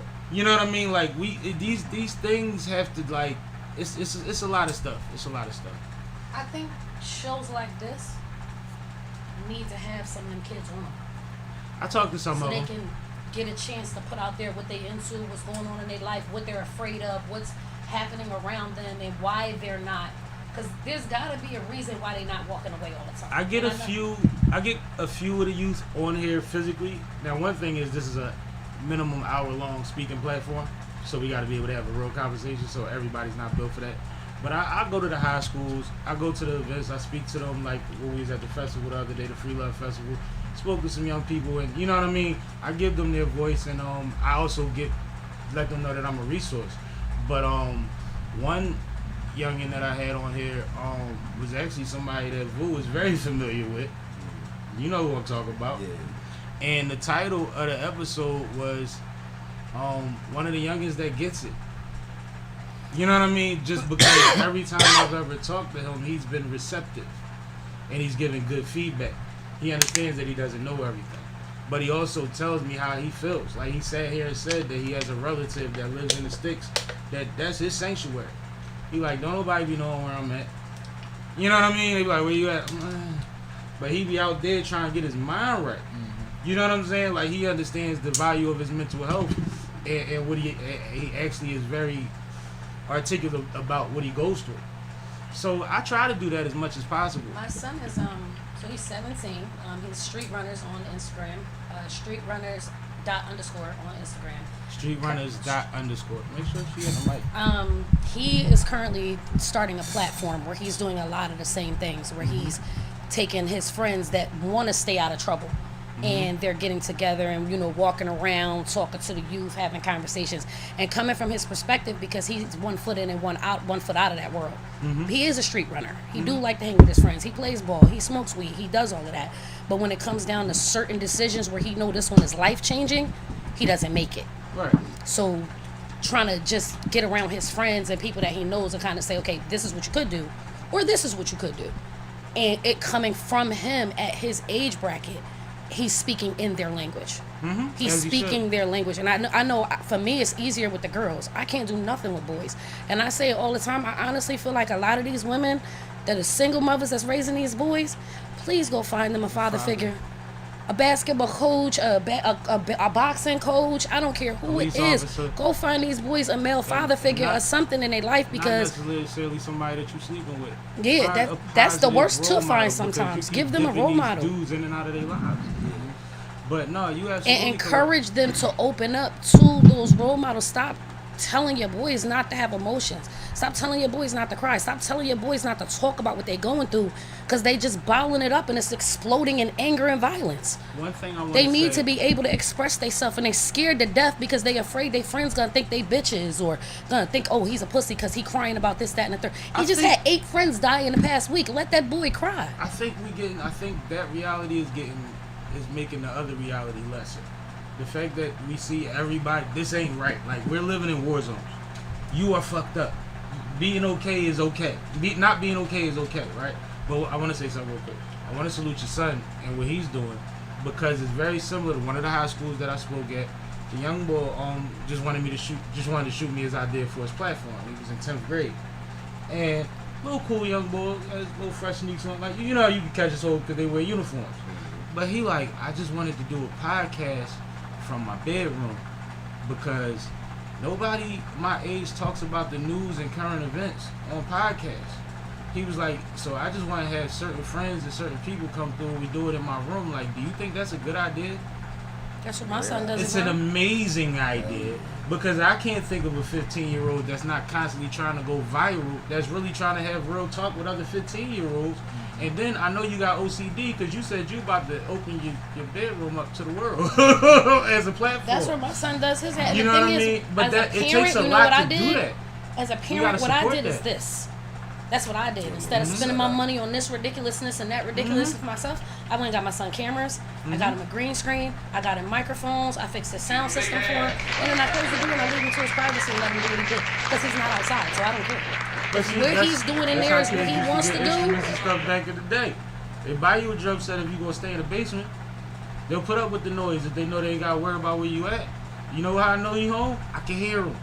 My 12-year-old son the other day asked me because his football friends come over and hang out. My first thought process was absolutely not. But then I thought about it. I said, you know what? Go ahead and invite him. I had 6 12-year-olds running through my house playing video games. They like to ate me out of house or home. I had nothing left. And I just sat upstairs in my room and watched TV. No arguments out of me. And my daughter was like, why you go? I said, girl, because where they going to be at? Outside? Yeah. It's 8:30, 9 o'clock at night. I don't want them outside. They want to be together, so let them hang out here. My mom used to have doors everybody open, let at them our play. crib. Everybody would come to our crib. And she used to tell us, like, y'all don't even know that y'all can't even go to half of their houses. Have y'all even tried? Like, you know what I mean? But we used to have everybody at our crib, but I thought the process was the same. Like, I mean, we grew up in the times where you ain't just go to somebody's house unless your mom spoke and met their mom. Yeah, met their parents. And damn sure want to spend the night nowhere. You know what I mean? They don't do it these days. It's I've not had the kids same no more. I've had kids I don't come play to my that. house and I've had to stop them and say, hey, did you Does your ask parent your know mom? that you're here? And they say, oh, my curfew not till 9 o'clock anyway. So first of all, how you 12 with a 9 o'clock curfew? Second of all, my curfew was 8 o'clock and I still couldn't walk in somebody's house at 6. Somebody's house, yeah. Being And inside someone's house. As an adult, at I 2 need o'clock a in the phone afternoon, I number. couldn't If do something that. happened, I don't want to hear that your phone died. I need a phone number.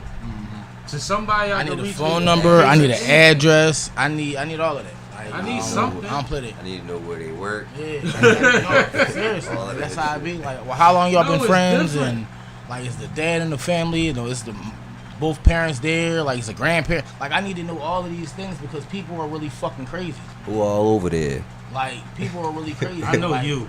You a helicopter pop Who for all real. over there? I Hell don't yeah. play that like that. Vugo be like, yeah, you can go. Tell them to find open that the door funny, for the though. drone. I find what you just said, I find it so funny though, because I hear people say that all the time as a joke. Oh, I don't go to nobody parties or clubs or events. I always ask who all over there. Why y'all don't ask that for your kids? You quick to say that when you go into the bar. No, that's what They we quick talking to But say these that are the when they same go. parents that don't go to parent teacher night. You see what I'm I saying? have been Like, to way you- too many parent you teacher gotta nights where I'm the understand. only parent in the building, and that's. I know way too many teachers. And they be at happy hour talk about how nobody was at parent teacher night. And how they had to stay in school come extra 4 hours for, I'm for going to 5 have a parents. seat. Thank you for having me. Thank on. you I for your appreciate input. it. Thank you. Your social media one more time before you go. It's Miss Also Very on Instagram. Thank you. Appreciate you.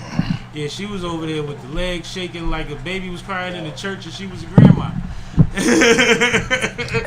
Y'all know about that back in the day. Shout out Baby to you started for letting crying. her You come look up at all here. the old She- ladies, they be sitting like She had to this. get that off her chest. That was some real shit. No, that was good input, and Yeah. she's right. And there's a lot of layers to what was said, but this is why, like I said, we can be a little more relaxed. We live. Y'all done already been on this platform before. And this is something that it bothers me because, like I say, it's not something that's new. We already knew they treated us like that. It's amazing that with cameras, they got cameras on their chest, and they still doing this shit. Can I? How do you feel about this new Netflix movie, the Tyrone clone or clone Tyrone? The clone Tyrone? Yeah. I got mixed emotions. I understand what they was doing. They basically did blaxploitation undercover brother type of thing, right? The message. See, my problem with it is it's redundant. I didn't get anything new from it being in the wine or the grape juice and the perm and the 40 ounces. Like, I've seen this a bunch of different, like, it wasn't nothing new to it, which was my biggest problem. For people that I guess haven't seen as many movies or don't know as much history as I do, maybe that is something they needed. But it's doing great numbers. But at the same time, when something does numbers like that, it ain't us watching it. We don't got the numbers. We 13% of the motherfuckers on Netflix, just like everywhere else in the country except the jail. Matter of fact, we less than that on Netflix. Netflix International. Like your whole half of your feed just turned Hindu last What's week. your take, Chill? Honestly, I felt like it was basically what you said, but just oh yeah, we can do this. Y'all can't do nothing about it, and we made it a good movie. Now I respect the fact that the director and writer and all of that, independent guy, new black guy, like I love all of that. But like when they let us make shit, can we make something new? And it's funny, like Pootie Tang was more fun. It was, but like because it was original. I was talking to a stalk of corn with a belt or some shit. Like it was crazy. So that's the thing, right? When you really start to look at all our movies, or even our hood classics that we love so much, they're so stereotypical. We love them because of how Ricky got shot in the alleyway. We love them how Harold got ran down on at the light. Like, see, there was glorifications. There was a time where that was necessary because none of our stories was being told. Yeah. And the message in Boys in the Hood was either they don't know, don't show it, don't care about what go on in the ghetto and who's dying in the ghetto. So Granted. that was understandable. Granted. Once we 30 years later, I need a new twist. Yeah, it's a new slit. Like, I just need a new twist. It was a new Roots, basically. Yeah. It's a new Roots. Yeah. It's like you don't. I seen it. I done it. I remixed it. And the next generation needs a better form of it. If we want to give them something that it's like House Party. All right, cool. That was fun. It was generational. It was this. It was that. The next one ain't gonna be for us. It shouldn't be for us. Shouldn't be. I seen the last House Party. It's definitely not for us. But we can't be mad at that. No. That's like when people used to be mad at Soulja Boy, and I'm like, who you want your kids listening to? Styles? But you know Like, what? It's growth. Like at some point, it's just not for you. Right. Facts. Right. It's growth. Yeah. That's facts. Yeah. I don't want you to listen. I listen. Go ahead and Superman something, man. I don't like you saying Y'all hold, but y'all dancing and dancing. having fun. Yeah. I like Soulja Boy. I mean, I ain't respect gonna a hold lot of you. what he did. When He's the originator. And he that finally I came do. out and really put it in a nutshell. But I've been actually saying that I was disappointed at every OG that beefed with Soulja Boy when he came out. Because I felt like they should have found a way to wing him and harness that energy Like and they give do him with some everybody else direction now. and figure out how the fuck to get on the internet and to get in these blogospheres and to do the shit that he did by himself. Yes. Why would Ice-T's son be beefing with Soulja Boy when Ice-T's son need to learn how to run the internet? Like, that's stupid. If I'm Ice-T, I'm giving you a condo. People hate what they don't You out understand. LA with us. We go to the studio every Tuesday and Thursday. Yeah, people hate what they don't Cause you understand. lit, so you got time to do your thing. Go over on the road on the weekend, but on Tuesday we back in. You know what I mean? Like, that's what they was supposed to do. They was so scared of change. Like, I seen Beans afraid of change. Yeah. Yeah, when everything started going digital and it went from being able to charge the label a certain amount of money for an album because they not selling CDs no more, and you ain't had a project out in a while, so you might gotta drop a song as a Lucy. Mm-hmm. Might got throwaways started being a thing. He wasn't trying to do none of that. I recorded the project myself, my own studio time. They owe me for that. Plus this, and my last album I got this, so I should get this. The whole thing shifted. That makes sense. You see what I'm saying? The board was sideways at the time. The pieces were sliding off the board minute by minute. The more he held out for more and more money, and then the project becomes old, and then you get shot. And then you go to prison. You see what I'm saying? So yeah, it's like, baby, you can't fight it, man. Yeah. You can't fight it. Is anybody in the chat? All right, I'm good. But you can't fight it. Anyway, let's get off of something depressing. We got any topics that's fun? Trust the process. Oh yeah. Who's the Sixers fan? Damn. Oh man. I turned into you on the better rap. We still nah, you good. You deserve one. We still trust the processes and shit. Cause when Baltimore said believe, something happened.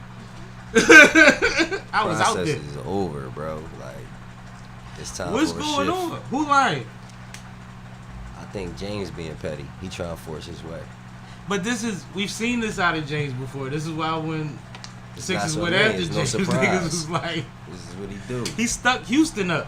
This is what he do, man. He the only person I ever see show up 40 pounds overweight and drop 30 pounds in one game.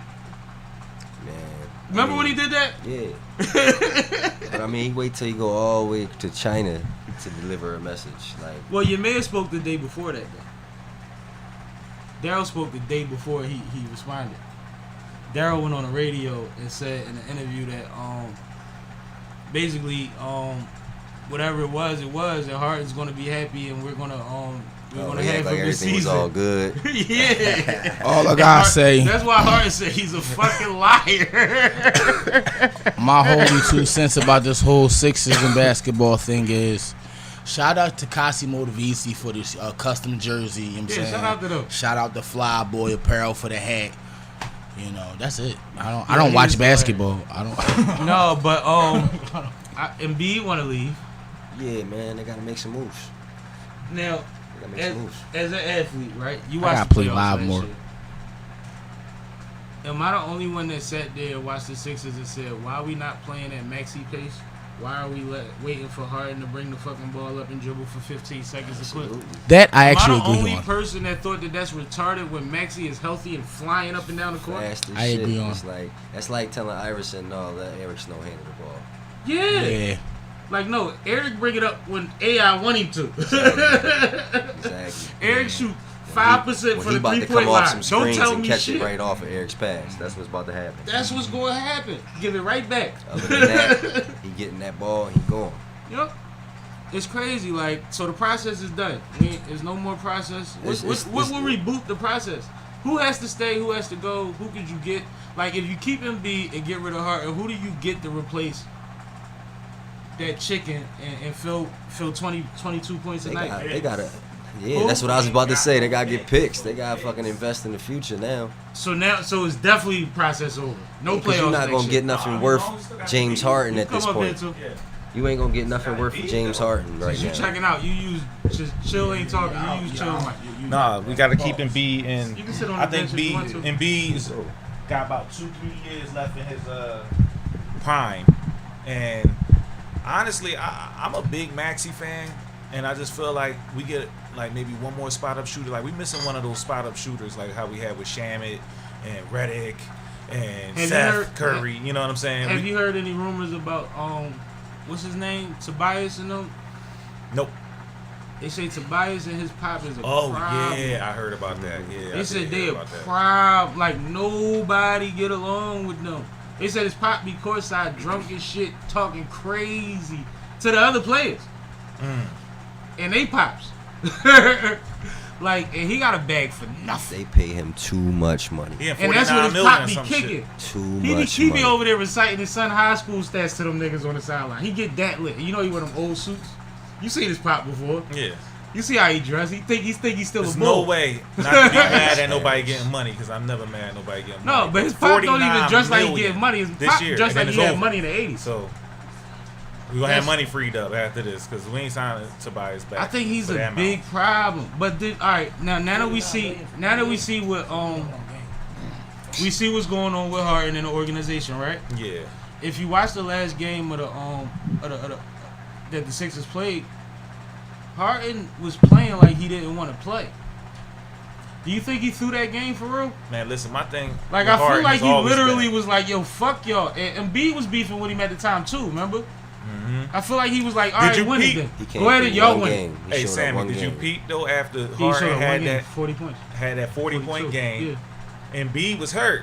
Yep. He could have chilled and came home third game, got his MVP and turned up for us. He said, "No, I'm coming back game 2 because they not gonna forget about me." And I think that messed it up, yo. You know what I mean? That's a And good point. And I think that probably made Harden feel some kind of way too because it's like, dang, bro, you supposed to be hurt, just chill. You But know they what I mean? already was beefing because remember when they took the loss, Embiid was like, yeah, but niggas ain't giving me the ball. He pulled the Carmelo. Remember Carmelo in the Olympics? Like, why you talking to me? Why you talking to me? It wasn't my fault. Y'all seen the game. Remember Melo did that shit? But my thing is, both of Knowing them, he was partying with AI all night on the boat. yo, only thing about Embiid and Harden to me is, okay, Embiid, he has a unbelievable high ceiling, but their basements be like, so you just not going, you're not going to be in Is a anybody there? Well, Is you anybody can't here? coach your Harden, heart. what are you doing? Like, can't yeah, teach your 12 heart. points That's after in having every 40 sport, something. right? Like, But I You mean, can't coach your heart. he's not a bro. defender. That's where the heart come from. You know what I'm saying? Because even when you have off nights offensively, that defense start to give you heart. You know what I'm saying? To get back into your offensive zones. Like, but he don't have no defense. He don't have no heart. And he fall on the ground too much. Why all the 7-footers? I think they say it's safer because they so long that it's just fall. But I'm sick of seeing 7'5" motherfuckers sprawled out on the court every time down the court, yo. I'm glad they changed the flopping rule though. Y'all see that, right? yeah. You can't flop now. Yeah, You think that's gonna work? we'll see. We'll see. I know the yeah. game needed because They gonna review that shit anyway. anytime every game is affected by flopping in the playoffs, it's like we gotta do something. Yeah. Gotta do something. Yo, but you know what's crazy? I'm listening. Harden gonna wind up playing this year because if he don't play, he's not gonna allow He's to not be a gonna free agent. right? And then he's getting fined $375,000 a game potentially if he doesn't play. If he don't make a move in the first 30 days, it's a wrap. Yeah. And Morey might mess around and get petty because Morey- like bro, you they- calling him a bro, liar they- twice. Bro, they my bosses, bro. These is Yeah. my babies you Yeah. argue with, bro. Yeah. Like, They playing a different game. don't talk to him like that. Yeah. He Mr. You don't talk to him like that. What's your favorite project y'all heard this year, man? It don't gotta be rap, cause I know everybody think I want to hear about rap shit. What's the favorite project that you've heard this year? EP or album? I just want to say on the Who you basketball might bet? talk real quick. Okay, go ahead. Y'all gave me so Y'all think of much your albums while- info when I go in the barbershop to act like I know what I'm talking about.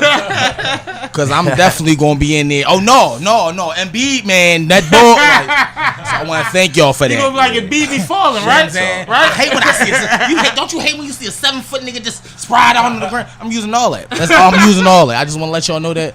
But yeah. Yo, that's hilarious. I got one. It's still on the basketball tip too. Dang. Nah, I ain't heard I'm Dame about to John say, I yet. heard I'm Dame gonna got a tap joint. into it. But for my fans, Fly J, Mm. that joint hot. Oh yeah. I like her. Yeah. I like how she carries herself. I like how she give it up. I like how she dressed. I need dope. that Puma Yeah. deal. But like, yeah, I fuck with her. That little tape, I like that joint. Man. She give up the freestyles and all that. Like, I think she really Right. gets it. Right. Like type shit Right. for her to be what, 20, to 19? be so young. Yeah, like, she understands I what think she hip-hop gets it. is, I'm gonna for check sure. it out now that you said that because that means something. 'cause you don't Telling you, listen to bro, bullshit. it's like 3 or 4 joints I keep on repeat. Dope. That should be a Name vibe. one. She got the one joint, This for the people. Mrs. Full, I think. Mm-hmm. Yeah, the forward joint. Yep. Too Long, that's my joint. That shit Mhm. is a bop. That's the only 2 I could really remember the on the name. top. Yeah, I'm bad with names too. Yeah. I'm bad with names of tracks too. I'm good with names of Jeezy tracks because he usually makes hooks off of one word. I'm just saying, like, He has made the dopest songs off the simplest shit, bro. If you really think about it. Yeah, like that. And then, but Me Okay ain't really. I ain't like that one. His verse with on DJ Drama new joint with Nip. Yeah, That shit was hard. man. Yeah, That verse was hard. went bananas. I don't know. No, that's the problem. See, I Nobody listen in to the camp or everybody. That's just it. See, I was like, I had to go to my Apple Music and to see like who I'm listening to right now. But I'm listening to like Tommy Yola.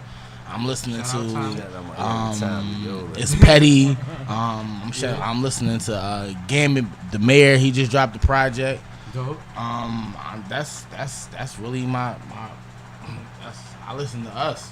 No, I be listening to us mostly too. That's where I'm You know at what I'm with saying? it. I listen to us mostly too. Fair Entertainment. I've been listening to a lot of the unreleased tracks. And, you know what I mean? You know, crazy. But other than that, you know. Speak up or swing the mic. Yeah, my One or bad. the other. No, it's cool. Yeah, like Fair Entertainment shit. What I've been hearing from the camp has been like crazy. But Dope. other than that, Nas new joint. You know what I mean? I'm keeping that. Hit Boy been doing Hit him Boy decent. been doing him right, man. Like can't be mad at it, you know. But yeah, that's pretty much. I haven't really been inspired by what I've been hearing outside of people I know, like for real. You know, I fuck with a lot of local movements. Delpies, Son of the 215, Vu, Rhythm HB have been consistent for me on some real shit. Industry wise or mainstream, but it's weird to call him mainstream. Killer Michael. Oh yeah, I forgot about Killer Mike's. Michael project. is I heard that was crazy. hard. You ain't listen to Michael Wu? No, I ain't think you even heard it would yet. love Michael. He dropped one this year. Yeah, it's called Michael. First time he ever said that his mom was dead and his grandma was dead was on a song on Michael. Like, I'll tell you what kind of project this is, bro. Shit, he named it after himself. Like, as a child. Yeah, personal. Yeah, it's personal. Said he spent about a little over $250,000 out of his pocket to put this joint together. Took about 3 years, some shit like that. Tried to spend about $150. Got closer, was like, we might as well take it there now. You know what I mean? That type of vibe. So check out Michael if anybody ain't fuck with it. Had a ball at the Wiz show, so I think I'm gonna check out Wiz new shit. That was Snoopy Trump. No, but I'm serious, man. Being at a Wiz Khalifa concert with a pocket full of reefer, man. It feel like vacation. It feel like vacation. It feel like you went to the beach. Like, you know how you just take a day trip to the beach or some shit with the family and shit? Y'all come back like y'all did a little baby vacation? Refreshed and shit. Yeah. It feel like the beach, man. I'm not looking at my phone. You niggas better not be late. Nah, any more topics I ain't get to? What time we at? 8:30, 8:47? 8:37. So we good. So, you and Sosa switched headquarters, right? Yeah. Do you like the new spot? Or do you Yeah, like the old spot? How do you feel? You like it? Because they both was nice spots, but the new spot is a little less grimy. Right, if you can call the right, first right, spot right. grimy. It was gritty. You know what I'm saying? It was that was the And dungeon. since you emotion, do you like gritty or do you like the plush life? I mean, I Smoking like on the where road we life. at now because it's growth. You know what I'm saying? Absolutely that. It's like you can't live in the past and always want to try to replicate what you did. You know what I'm saying? Because then you can't grow. But we had some good times in the dungeon. You know what I mean? We had a long run, nice little stretch. But I'm just excited that we back in action. You know what I mean? Because I jumped around a lot. You know what I mean? Working with different engineers and producers and. You know what I mean? Shout out to Rug, shout out to Blizz Got Beats. Yeah, You know what I'm shout out to saying? Blizz, Them definitely two dope dudes that I always like to work with. But Yeah. yeah, I know Sosa's my guy, you know what I'm saying? And that's just the move we makes, you know what I'm saying? So once he told me that he was back in action, Situated. you know, I was like, look, I'm ready, nigga. Like I got this shit already ready to go. Like, tell me when, you know what I mean? What time? I like watching y'all work together. Y'all understand each other. Yeah, On a whole, like, sometimes the sound match, but like when y'all working, it's actually say less when y'all working. Yeah. You know what I mean? Nigga already get it. Yeah, let's do it. Right. Ain't no, right. you know, sometimes they give direction, you be like, Yeah, man. And so start talking, he be like, all right, come on, let's get into it. Like, it ain't nothing. I trust you. You see what I'm saying? You in the cut, right? Yeah, I'm in the cut. Get the mic back. Yeah, I'm in the cut. But my home studio has always been my man Nightmare. His ears something different, something crazy. But I actually got a chance to tap in with HD Studios recently. HDE Studios. Oh yeah, Pop Tracks. Yeah. Pop. Shout out Pop. Fucking with Mike Jones and all them and all them. Mike is there. That's his home studio too. Yeah, I actually just got a chance to do a Mike Jones beat. Oh, you did? Yeah. Dope. So that was fire. I need to hear that. Me and Ghetto Reese got some shit coming out. Little bro. Reese. You know, that's my little brother. It's but like I said, my home studio is always gonna be Nightmare. But I tap in with a little bit of everybody. You know, I still fuck with 88 Studios, Ace the Chemist. Yeah. Shout out to Ace. I got time. Yeah, with Ace said he on too. break till September. That's damn. That should just be heartbreaking. Like, I be knowing y'all niggas be needing breaks, but we don't want to. Just take one. Don't tell us. We don't want to see that shit. Yes, they do, man. Niggas be like, damn, I can't come up with no ideas for you for a month. September ain't that far, but you know what I mean. Like, we just don't want to see it. Just take the break. Just Shout out to make Ace, us feel like you man. was booked up. Shout out to Ace and 88 Studios or whatever. Yeah, I'm absolutely. actually double booked at the Chill Spot, and I needed to have my daughter's Sweet 16. You know what I'm saying? So I hit him up and however, whatever, let him know the situation. So he allowed me to have it at Yo, 88 Studios and shit like that's that. a So good he definitely space came for it. clutch. Yeah. My baby Explain the Sweet chill 16. spot, because you ain't talk about the chill spot. Oh man, so the Chill Spot. So I'm glad you mentioned the it. Chill Spot is my originally my after hour. You know what I'm saying? But lately I've been booked for different parties. Case in point, the 26th Because venue this space Saturday. is venue space. Yeah, venue space is venue space, and money is money. I ain't gonna listen, and I ain't gotta be there to beat anyway. Right. The 26th, Marley Cobain birthday party at the Chill Spot, 6203 Grays Avenue. It's gonna be a lit situation. I'm gonna be hosting. I'm gonna be performing. It's gonna be a lot of funny people in the building. The Chill Spot, like I said, it's a venue. So if you got a party, you need a host, we got It's that. a nice venue too, and it's You clean. need a bar, we got that. You need hookah, we got that. Like whatever you need, we got. It's a one-stop shop. If you're an artist and you want to record, the crazy thing about it is you walk right through my double doors into the studio. Yep. So we heavy on the heavy where I'm at. You know what I mean? They did live recordings at showcases. You ain't know when they was doing that? You ain't ever see it? They literally was recording a song live at the showcase. In the middle of an in event. the middle of the venue space. And motherfuckers hopping on and getting busy, bro. Yeah. That is so hip hop. Shout out to Tommy Orr, That's man. throwback type Yeah. shit with Oh, new yeah, technology. no, Tommy. Yeah, I Yeah, seen it, Tommy I was seen posting I it. seen That nigga, You seen it, right? he created the beat right then and there. Yeah. And then actually recorded motherfuckers right there in the middle of the event. But if Shit you was an dope. MC while he cooking, you should be cooking. Yeah. And then for when sure, somebody for rocking, you sure. should be trying to be on next. See, That's how you know who I really see- got this shit. You know what I'm saying? Like when this shit come on and you see a Yeah. nigga is working on it, you not supposed to ask, yo, can I get on this? If you feel that shit, you just Tell get them what busy. you got. Tell them what you got. Yeah, I'm gonna Exactly. keep it. That's I why got I some love shit. the way I write, because I don't write. Like, so as soon as I hear a beat, I go in like from the rip. Like I'm like my mental capacity when it comes to like music is fucking ridiculous. I My really memory is shit, but I grew up freestyling, so I write fast. Like, I don't pick up my pen till the 12th, around 8 or 12. my last first of all, every song I've ever put out is all off the mental. But my last 10 songs is literally me just walking in the studio. Like churches. Yeah. You know what I'm saying?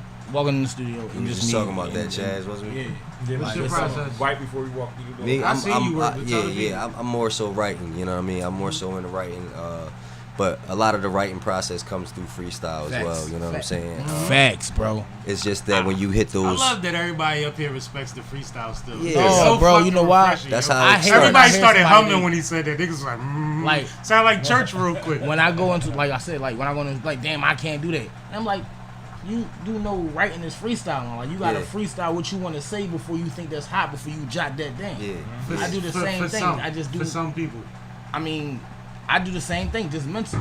You feel me? Like it's a mental writing. Like If it's But you hot, train that muscle too, You though. remember it. Yeah. You You train memorize that it and muscle, go on and to the that next muscle portion. gets strong enough for you to retain. Yeah. That's the thing that everybody that I talk to that right in their head, they say, I just keep repeating it over and over Yeah, and over and over yeah, and over yeah, again. that's the cycle. Then that's stuck, and then that's stuck, and then I can move it around because it's not on a line. It's That's- actually that's- just in there. that's the beauty and of writing. That's the part that's like, I hate you. Yeah. Yeah. I'll write a whole song without a beat. Yeah. Now with me, I've learned how to write to where I space it out a certain way that I recognize the pauses in it. I know you know what I mean? All of that, and everything is real short. Yeah. How I write it, short form, like a haiku type of shit. But I know how to get my rhythm through reading it. But I can also pretty much move anything because, but I can't do it without the, you know what I mean? Like I need the calculator. Like I need the calculator. This is my calculator. It's I heard crazy when you can move the But bars see, that's the around. problem. I be drunk and high and sleepy. You don't. Man. I'm the worst. Because I write in the booth most of the time. If Wake up I'm and go. Henny, yeah, and smoking, I'm a fucking. I want to smoke with whoever. Like you go get beams. No, you I'm go ready get to whoever. freestyle at that point. I can't remember shit. I can. That's yeah. I Yeah. turn into Same. At that point, I'm ready for somebody to set it off. Yeah, once the alcohol in, I'm on some. Yeah, I I'm wasn't just tense. coming I all wasn't feel off like the it's top going now. down I in the ain't 90s. even think again. about nothing. It's just Yeah, coming to me I'm now. I can't monster. freestyle. But that's what all I'm my- saying. Like so. Weed on though, the- I can smoke the weed and that shit would be, you know what I mean? You be focused, you be locked in. That shit. Once that liquor come in, It's only shit. a combination. I can't just drink and then do that. Yeah, I yeah. can't do that. Yeah, need you gotta chase balance. it. You I gotta need chase to it. balance. I that shit need out. balance. Facts. Like that's why you know what I'm saying. That's why I said I have my yeah. That balance me out. So no, it keep me bopping. Like so, I Yeah. get into a whole different mindset. I start breaking down words and it's different. That should be. Niggas said the Matrix just pops Yo, up in it's front different. of It's you. No, different. but we 50 years in as far as they want to give us credit for hip hop, right? So I gotta ask the corniest best question ever asked in our culture. When did y'all fall in love with hip hop, man? We'll start off? We'll I start got with an you. interesting Grab the story. mic, adjust. Alright. You would have set up 4. I ain't know he's bringing you, bro. Yeah, I mean, hey, We look, got I'm more here. microphones. It ain't my fault. I'm gonna come back But that's up. the homie, so he was Yeah. being humble. He was like, I'm gonna play the cut. No, but I listen, appreciate you, bro. we gonna do a joint. Yeah, we good, yeah, I mean, because yeah. you know I got millions of stories, but nah, I think when I fell in love with hip hop, all right, so I was a kid, like 5, 6 years old. My mom used to have VHS tapes and all that, like Kid and Play, Dougie Fresh, Rakim, Big Daddy Kane, you know what I mean? And I remember just like going in her room and putting the VHS in, and she had like a Run DMC joint. And I'm like, what the heck? You know, it's tricky and all that. It was on it. I mean, you know, that lets you know how old I am. You know what I mean? Telling No, my that age. lets you know off how that. young you are. That your mind was into hip hop. Like, Yeah. cut No, it my out. mom had me at 19, so like, you know, she was super LL'd out, My everybody. parents thought that shit was noise. But Pete, and new cool seeing them. I'm like, what the fuck? what was so crazy is my mom knew EST. See? You know what I'm saying? We had Right that when he was, conversation too, yeah, yeah. right when he was popping, he was dating my god sister, and she used to always, you know, be watching us or whatever, and come to the door, all the kids around the neighborhood knocking on my door like, EST, your brother, what? And this Why 5, you over 6 years here? old? That was like Still? 5, 6 years old, bro. And so that was like 89, 90. You know what I mean? So She a little younger than me. yeah, I was I was infatuated after that. Like it was Yeah. a rap. It was like to see But you seen it in real, like in real person. time to see EST at my crib, chilling with Yeah. chilling in my house. You know, And we then be on laughing, video jukebox. and then he's on jukebox, and then later at night he's on Arsenio Hall. Like that blew my mind. Yeah, so Arsenio, he was on Arsenio. he was on Arsenio bro. the same day I seen him. Like he went to New York, and I was like, no, hip hop, this is it. The crazy shit is, and I told you this, I got an EST story that I tell to everybody because it was literally like I seen a black man do what I always envisioned doing right in front of me. But we're not gonna get into that right now. Your turn to answer the question, man. But salute the EST because that night was monumental for me. I had You don't even know.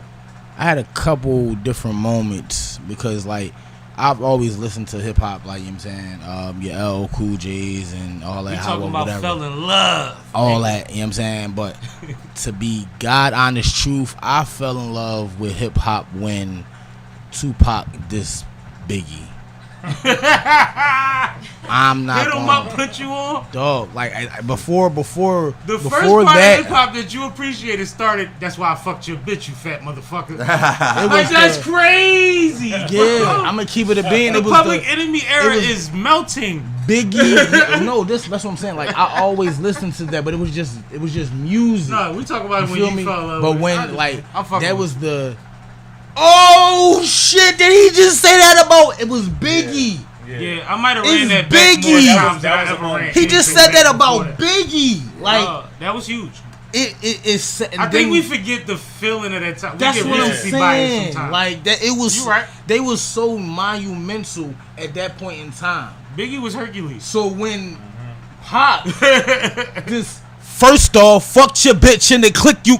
And it was like, What? no, Pac don't be lying. What? That's the Claim first to thing you be a thought. player, Pac but I don't be fucked lying. your wife. Dog, I said, couldn't "What?" get past the first verse. He said I that had man's to run wife? it back. You never heard that before. I had to in hip-hop. run it back. Oh my God, what just First happened? off, fucked your bitch in the. Then he said it. Yo, that right there, I started emulating like that aggression.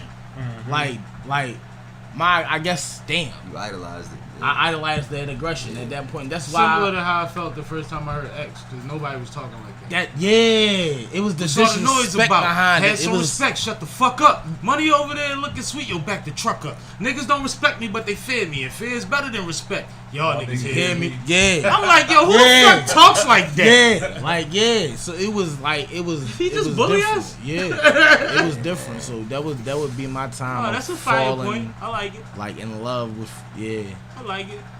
It was Vu said I used to love her. Hey man, well I grew up around that shit so much, you know what I mean, block parties and just my pops, you know, everybody playing that type of shit. But the first time that I really locked in and started memorizing music, it was like Method Man and Mary J. Blige. That's it. You all I need. Look, You look. know, She like I learned that joint word for word, That was and major. you know what I mean. I went back to school and I was spitting that shit to everybody because I knew all the words and shit. You know what I mean. And once I realized that like music had that type of attention to draw people, you know what I mean. I always had a passion for it since then. But it's funny you brought it up. X was my favorite rapper. You know what I'm saying. I just remember seeing the Stop Being Greedy video.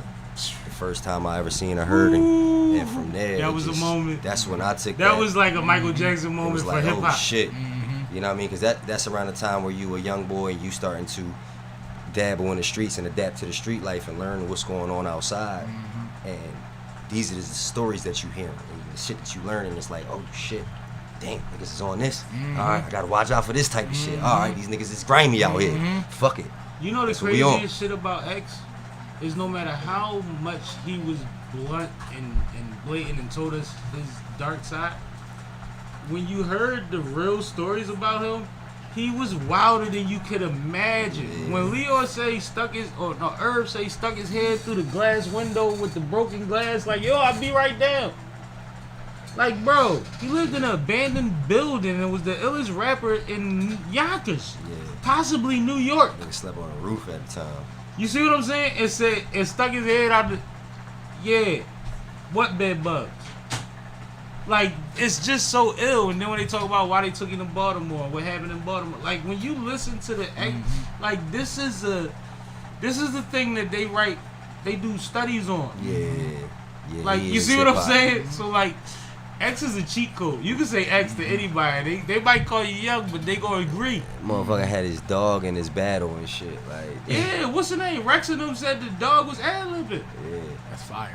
He said something and the dog growled He on said, cue. chill, ma, let me get him. Let me get him. Yeah, the dog growled on cue. He said, chill, ma, let me get him. That's fire. That's fire. No, Duh, the illest thing about X, he used to rob niggas with a dog. Yeah. Yeah, I do. He know didn't that. used to pull out a pistol. He used to make the dog flex on you and you would give it up. Oh, I'm gonna let this motherfucker go. That's a different type of. That's breed. why he talked about Boomer. That's why he got the wackest animal tattoo any rapper ever on his back when he passed. Because Boomer was real to him and he was broke. He paid $20 for that tattoo. It meant so much When to I me, first bro. seen that tattoo, I was like, you put that on your back, bro? That's the little joy you get like right here from popcorns back in the day. Yeah, small You ass don't little. get, you don't get new that joint. artist to do your back. You wait till you 50 Cent, you get cartoon. Yeah. That's wild. Niggas don't even dig. Y'all know cartoon. Y'all know who Cartoon is? Yeah. He did the 50 piece on 50 Cent back, the one that he actually got removed, which is crazy because that shit cost a house. Damn, he got But- removed. Yeah, De Niro paid for it or something when they did the movie together. It was a whole thing. But That's crazy. Cartoon does lowriders. It's low riders. Yeah, he did. When you get a lowrider and you want that fancy shit under the paint on your hood and all of that cool shit, the naked girl on the trunk and all of that, that's what Cartoon do. So when you want a tattoo, what you think his hourly rate is if he could be doing a lowrider right now? A car he about to have for 5 months while it's set, all of that. Like, Something crazy, astronomical. But he got rid of a his waiting cartoon list probably tattoo, bro. crazy. Like you gotta be like Eminem. Literally gotta call Cartoon for you to get that tattoo type shit. Like he a bull. That's crazy. Watch, look on. I think Noisy did a joint on Cartoon one time. Nah, he But next look on level. YouTube. Yeah, that's Cartoon different. I didn't even know he got that shit removed. Yeah, he got a bunch Yeah, I of ain't know that tattoos either. removed. Yeah, that was a thing at one time. He was acting, and him and Bobby D had that conversation. So that's like, all right. So can I ask this question? Because that's interesting as Do you hell. regret any of your tattoos? You got a lot. You got a lot. How? You got a couple. Not regret, no. All right, with that question, you none you regret. How much money do you need to remove your tattoos?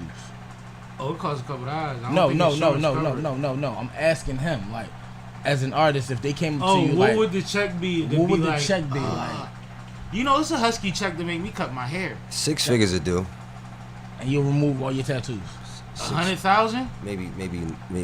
Like, don't just Yeah, say 6 pain. figures.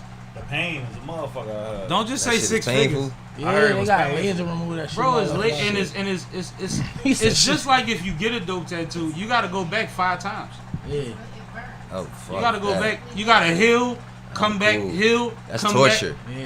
That's torture. It's All just it like is- if you get in the big piece. Yeah, facts. Fuck that. Yeah, unless you got multiple people doing it, you gotta come back when it No. heal. Pass. See what I'm saying? You said 6 figures. On I'm your like back, 100,000. too, that big bro. ass You- shit he you had make on his back. 100,000 now. That's Damn. a lot. All right. My whole thing is like, That shit probably hurt worse than a tattoo. How much for you to cut your hair? I'm not cutting You my not hair. attached to your hair? I You am not attached to cutting my your hair. I'm really not even into the getting paid to change who I am type shit. and that's But the what that is was the the movie boil role? down to the What is question. your movie role? a movie role. It depends Movie role. if that's They if want to that's see what a nouveau.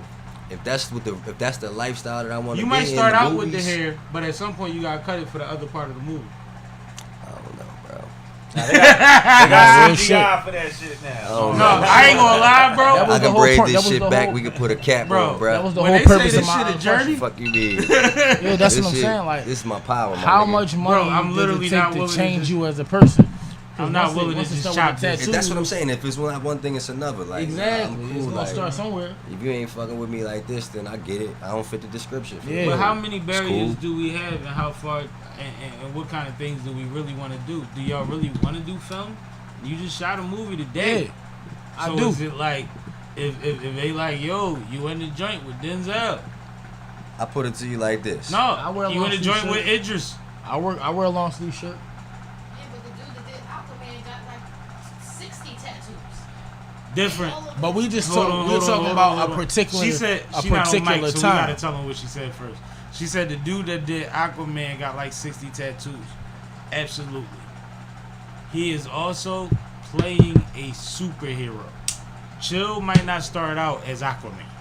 No, but I'm saying he's had those tattoos Green. since he was a teenager. Yeah, And- but he's a wrestler size motherfucker. Like all of that fits. Like those are tribal tattoos on a motherfucker that look So you're like basically saying I need to do some more push-ups. and growth and get knee extensions. Wait, I don't know. You gotta be able to play the nigga that So I used gotta to be be 6 on foot. Game of Thrones. And, see, Remember the chick with the gray hair, her husband when he got killed, the boy that got stabbed in his chest, who was the big bull? That's him too, ain't it? No, that's probably his cousin. But no, like you gotta be one of them, man. You need to be 6'5". Cool. If And your shoulders need to be brought like the sign behind you. It's a reason why I don't have no ain't changing tattoos on my hands and my face and my neck. Like, because I had certain things that I didn't want against me. I've already been to jail. Fuck. I'm already black. Damn it. Let me put a button up on so they know I'm not trying to hurt anyone. You know, because for some odd reason they see tattoos and they don't know what it means or what was the point of you getting it. All they see is a black person with tattoos. It's gang related. I don't got nothing on my hands and necks for the same reason. The crazy thing is when I got older and I started looking at tattoo magazines, I wish I would have like organized my tattoos a little. Like I might have had a clean arm and a full arm, and a full arm and a clean arm. Like I might have just did mismatch shit just to do it. You know what I'm saying? Like I was just busy trying to fill in space and fill my sleeves up. And I love everything I got, but it's like I might have actually left different spaces. Yeah. But right now I actually had a perfect space for the next two I want, so I'm not tripping. I want my. How often you get tatted? How often y'all get tatted? Been a few years for me. Yeah, I'm on. Do you usually get one at a time or two? I usually get mine back to back. I'm like within a month I usually get another one. I don't get small pieces. I think the last piece I got was my back. Like I got the top of my shoulders done. That was my last actual piece. That was one sitting? No, two 4-hour sittings. 2 4-hour jumps. Back to back though. What's the longest you sat for a tat? Probably like 2.5. 4 hours is a long I did 4 time. hours. You did 4? For which one? Listen, Oh, you Shout got out some Shauna cool the Ink shit. Queen. Oh, I know who Shauna is. I follow Yeah. Shauna. I still gotta get it finished Big, though. big joint. I ain't never He even ain't back. even done. So you got another, how many sessions? 1 or 2? I gotta probably do another 2 sessions. Number 2? That's what it takes the to grandma? Yeah. that's fire. Oh, y'all peoples got tattoos? Or y'all peoples was cool with tattoos? Did y'all have to My wait till mom y'all and was dad grown? had Yeah, my pop always had tats, so I had kind tats though. of fell into that. Your pop like is it. a smooth criminal. Your pop stone cold goo. No, but shout out to OG. I lived in a house where they let everybody get a tattoo before me, and I was actually the oldest at the time. So after school one day, I said, you know what, fuck it. And I went and got a tattoo because I was the only one old enough to walk into the tattoo. The person was doing it at 16. I was 16. Everybody was younger than me. They was like, no, you can't get a tattoo. Da, da, da, da, da, da. So after school, I went and got my little nickname right here, and I walked in the house all like, Oh, you flexed it. You fucking ain't right, I hide it. flexed it. Like, Well, you said you was old enough. It's a 14-year-old walking around here with a tattoo on his chest that say "Mom." You don't get the fuck out my face. What the hell is y'all doing in that house? Come on now, listen, right? Look, like I had a hard child life. Let's just say She that. just was talking. Never mind. What they said to you. My brother acted like he wanted to fight me until I acted like I wanted to fight him back, and then it was that. Your little brother? No, my oldest Oh, brother. well, I was about to say. My sister took me on my 18th birthday for my first joint. And it was my rest in peace for my grandfather's joint. But it was funny because I went to school and we had 3 blackouts. You know when a box go out 3 times, it don't come back on. Y'all know what I'm talking about, the transistor, the big joint on the block. It went out once in like 2nd period, went out to get it like 4th period. That bitch went back out at 5th. They let us out of school. I'm calling my sister like, yo! Went to popcorns. That's where I went for my first. White boys upstairs. I'm upstairs. I ain't even with the, you know what I mean? They got me with the rookies. Upstairs smoking the bong, trying to get us to smoke the bong and shit with them. You know how it go with popcorn. Yeah, I got a tat from popcorn. My first tat was one. from popcorn. Yeah, me too. Everybody first tab was from popcorn. That's on right What there. the fuck do that say? And do it really say it? Yeah, dude, Basketball. success. You know, I'm into all of that. You looked it up Japanese first. shit. No, I always been into that shit. Like, Because Japanese niggas got and caught Chinese. slipping with that Japanese Oh, yeah, and for Chinese and sure. Korean For right sure. now. Motherfucker. Hell So Black motherfucker. funny tattoo story or whatever. So my What's her little name? cousin. Oh. Wait, what? My little cousin had an era where he just was like getting tatted. Like, I mean, dumbass tattoos. He had tattoo in the middle of his hand, lip, and all that goofy shit. You know what I'm saying? So I came to him. I'm like, yo, can't get in contact with my guy. What's up with your guy? He like, oh, man, I got you. Cool. Ain't he going to charge you for the low because it's me. All right, cool. I put like 5-6 people together. We all mobbing because everybody wants tats. Get to this bull house. I heard you. Okay. Now, I'm not judgmental. You know what I'm saying? The best artists, you know what I'm saying? They gotta come from somewhere. So fuck it. We walk in. I had a tattoo artist with a day and job. it's this white guy sitting there with a ponytail, smoking a cigarette with a leather vest on. Oh, he that nigga. And I'm like, okay, we got a He real. supposed to be that nigga. We got a real like motorcycle boy. He about to, you know what I'm saying?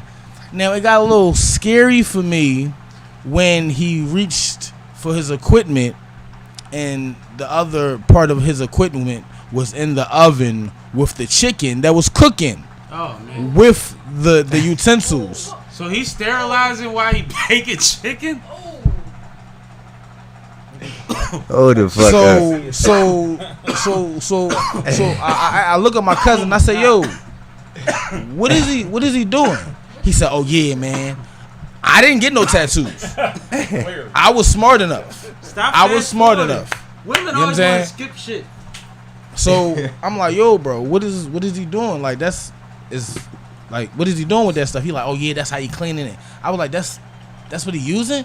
Like Text me the on money. us? He like, no, he gonna use our stuff straight out the pack. I'm like, oh, all right. So wait a minute, is he like using the after he take out the pack, all that fly shit? He like, no, bro, I don't know what that is. But I know he cleaning it. All right, whatever, cool. My cousin he gets some wild shit on his neck, and then he was bleeding like a lot. And I'm like, wait, I don't think you should be bleeding like that. Like a horror movie. It started looking like a horror movie. He like, no, bro, no, it's like that. So the shorty that I actually came with, she like, fuck that. I want to get my ass tatted anyway. I gotta get this nigga name off my ass. Yo. Okay, Ladies. he bull get way too excited about it. So I'm like, I don't think you should do that. She like, no, fuck that. Pulls ass out. You think you can cover this up? Of course he On can. my kids, I hate to put it on my kids, but on her ass it says do that. I said, wait a minute. You was fucking a nigga named Do That? She said, yeah, I can't stand that nigga. Fuck him. I said, wait a minute. Right? I said, wait a minute. Movie. I said, you might as well just keep that, and if a nigga hitting it from the back, just yell out, do that, you be good. She said, no, because I know what it mean. I'm covering that shit up. All right. They decide to put a butterfly with some clouds around it. I left to go get Chinese When the food. first cover up, when the first cover up option is a butterfly, that motherfucker don't do cover ups. I want to go get Chinese food. I go get my food. I come back. They like, yeah, she almost done. Oh, okay, cool. Free ass shot. Wait a minute. I can still see Do That clear as day through whatever that is, because that's not a butterfly. That's not clouds. I don't know what that is, but I still see Do That. Long story short. Chicks got all them cheap ass tattoos all Long over story short, a week later, Shorty calls me. Don't cover your I can't sit down. My ass is swollen. I think it's infected. It is. Well, did I get a tattoo that night? You No. got fucking garlic Nobody butter told fucking you tattoo. to go and get your your ass tatted by barbecue chicken. That's what happened. And yeah, that was crazy. She got that Purdue That was tat. crazy. She got a Yeah. Purdue tat. It was bad. Like, Yo, like she had a whole. That is a whole it was 30-minute bad. movie. Yeah, All that's y'all a lot gotta of do shit. is start Yeah, outside. yeah, that's Yeah. definitely Y'all can a start show. getting out the car and just Yeah. go through that, and that's 30 minutes of fucking my God. What the fuck is gonna happen next? I definitely It just keeps getting worse. because it was a bad Oh joint. my God, It was a bad joint. horrific. Oh, man. Like, it was horrible. Thank God I ain't It was none of absolutely those horrible. stories. I had a What was situation- horrible is the fact that my cousin was letting this guy tattoo his mouth. That's what was horrible. I thought that's that was. crazy. I thought there was something wrong there. I had a tat nigga I that thought was something nice. wrong with that. And when I say he was Shit. nice, my man wanted a portrait of his niece on his bicep. She got barrettes, a chinchilla, all that shit, bro. He did this whole portrait, put most wanted around it and all the cool shit he wanted, and charged this nigga $70, bro. And this shit looked just like the picture. This how nice this nigga Where was. he at? Let me explain. So I meet him through a nigga named Showtime. Showtime used to be on the N1 tour. When the N1 tour was on TV, him and his cousin from Baltimore was both on it. Right? I knew both of them because Showtime used to hoop with us at the school. But he was tatted up, legs, all of that shit. You know what I mean? Chest, everything. Like he gotta wear a shirt to pick his baby up type shit. Like baby don't fuck with him. Dead. You know what I mean? Without a shirt. Like it's crazy. I'm dead. So we like, show, we go where you go. So he take us to the board. I get this J joint, and I get the Life Short Go Hard joint, right? It's like a $30 tattoo. It's like 20 or something. You know what I mean? Cool work. My man get the portrait. We fucking with homie. Niggas start conceptualizing shit. Like, I could get my whole back done for fucking 300. Like, you know what I'm saying? Like, you start thinking of, like, crazy shit. Like, you just laced the portrait. Nobody does a portrait for less than $400 back then. Yeah, Nobody. Facts. We was looking for somebody. That's why we asked show, right? So then, he a Baltimore nigga. This nigga has a whole corporate day job. Like, going to office every day. His motherfucking cousin get into some street shit. He ride on the niggas that went at his cousin and went on a run. From them niggas. Not from the police. Lost him. Damn. That, like, bro, talented as fuck, bro. I think Scorp did this whole arm. So Scorp the boy. Scorp the boy did this whole arm. I got the Philly right here. See, I'm dark skinned, so you know, but it still see it, you know, if you was close enough. But nigga said, "I ain't we got even the trying Philly to right come." here. No, you know the crazy thing about it, I always thought about getting this colored in because people like have a problem reading because this actually says Philly, but it's in like however, script. you know what I'm saying. But I wanted to get I it can colored read it in. from here. You got She said you got she Philly was- tat? You see what I'm saying? So So- I got Uptown. I got my block on me. Yeah, I'm sure. an We Uptown got nigga the for real. same tech. I'm an Uptown nigga for real, We bro. got slogan on us. Uptown finest, Slocum Street. I got an uptown finest. I So lost we a lot all of people we all on my filled block. it I out. wasn't I getting got everybody. that The, nigga. right. brand, the John, city done too. branded us.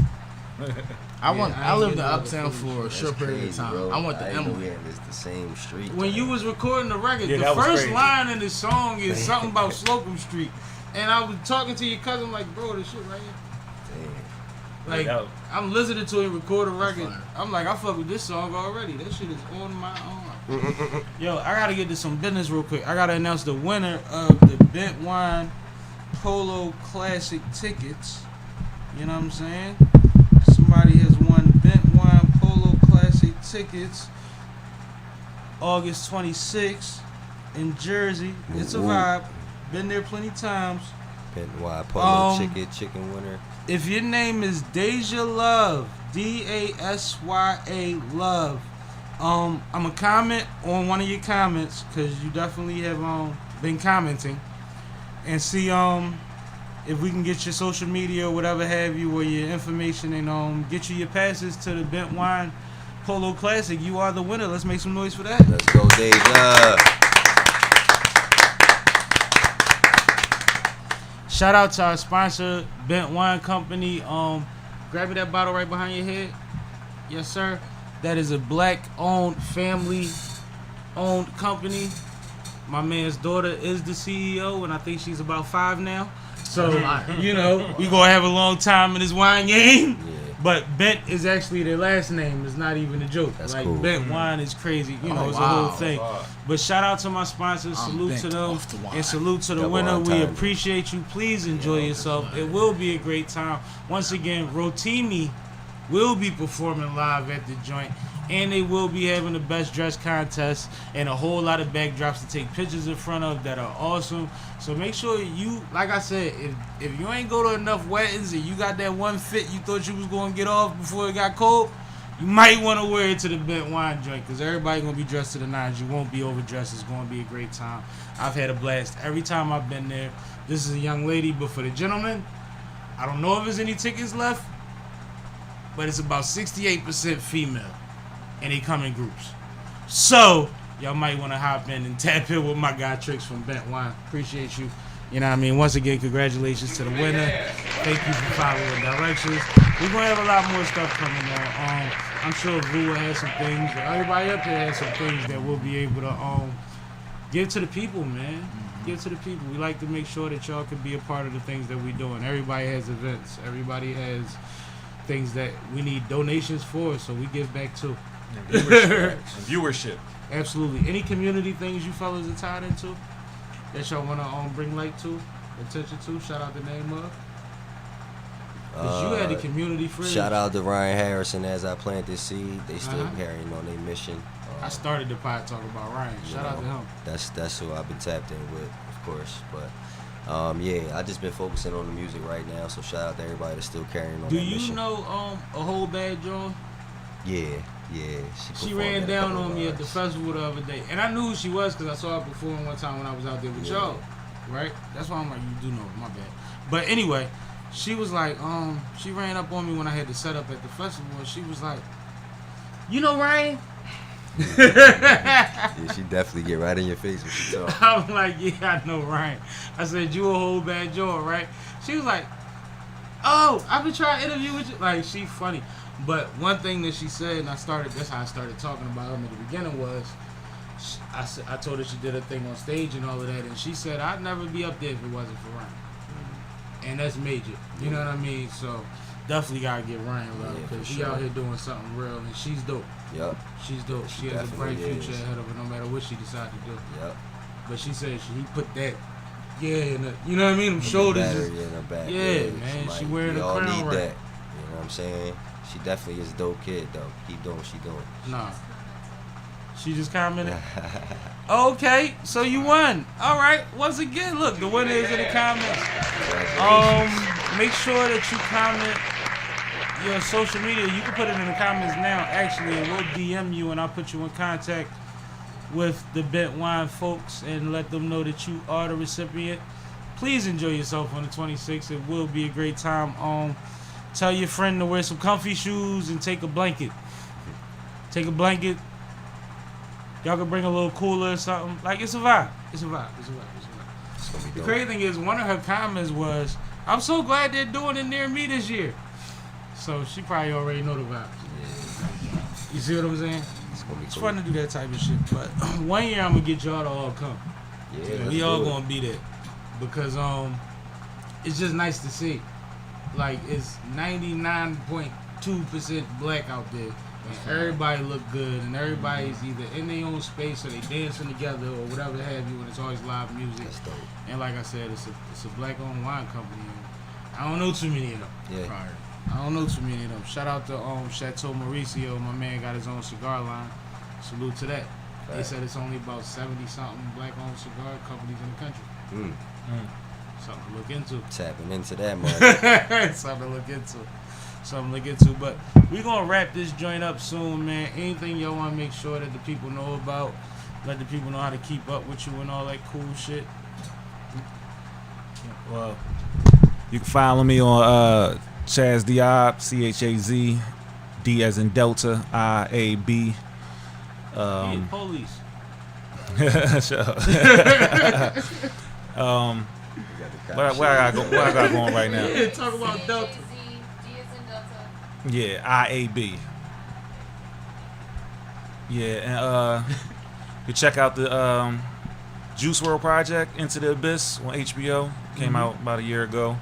I was the head researcher on that. Talk heavy. Yeah. Congratulations. Thanks, man. That shit was dope too. I fuck with that. Yeah, project. shout I'm gonna check it out, out. I ain't see it. shout out It's amazing. Confluential Films and Tommy Oliver, Cody. Okay. They just did their last season of Black Love, something on OWN. Check that out. Other than that, yeah, Fair Entertainment. Got some stuff coming. Where you get the Oregon Trail T-shirt from? Um, Is that Oregon Trail? nah, this I know it's Billy the- Billionaire Boys Club, Yeah. but they flipped the Oregon Trail. on Yeah, that joint, yeah, this man. was- I'm old school. yeah. I played Oregon Trail in school. Hell yeah. Nah, I'm fucking with you. But go ahead, chill. You can follow me at just chill 215_G.M.N. A lot of new music on the way, a lot of new visuals on the way, Big booty basketball on the way. a lot of big booty basketball on the way, movie on the way, more hosting events on the way.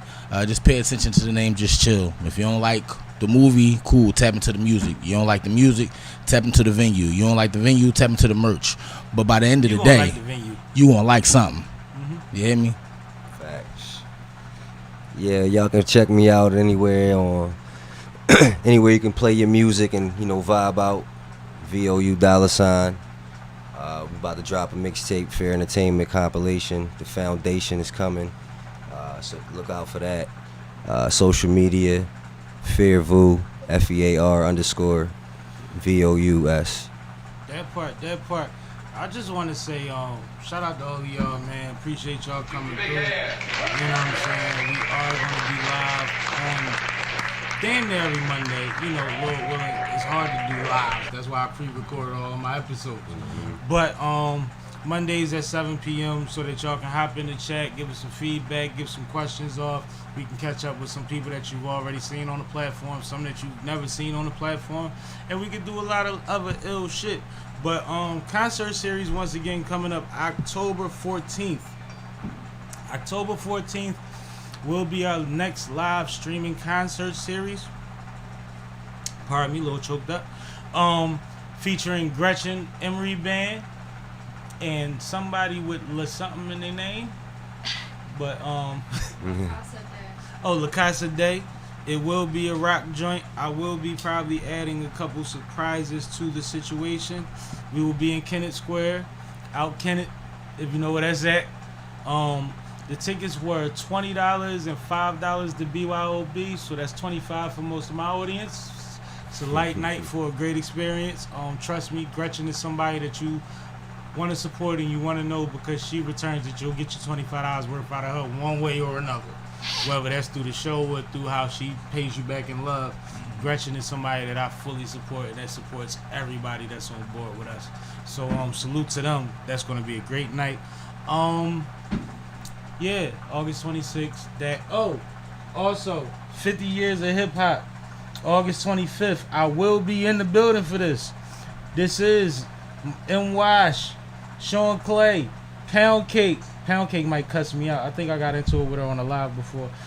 Derek Lee and Rashawn Reese. I don't know Rashawn Reese. He's the only one I don't know, so apologies, brother. But they're celebrating 50 years of hip-hop with a comedy show. I was at the last event. It was fire. Like I said, I was vending that bent wine. This time, I'm going to set up my merch and all of that. And I think I may or may not have some of the SippinWitSammie IPA there. I got to see how that falls on the calendar. But I appreciate everybody that tapped in, man. Thank you guys once again. You know what I mean? Shout out to Font Productions, K. Shout out to everybody that is just trying to survive in this world, man. We out this motherfucker.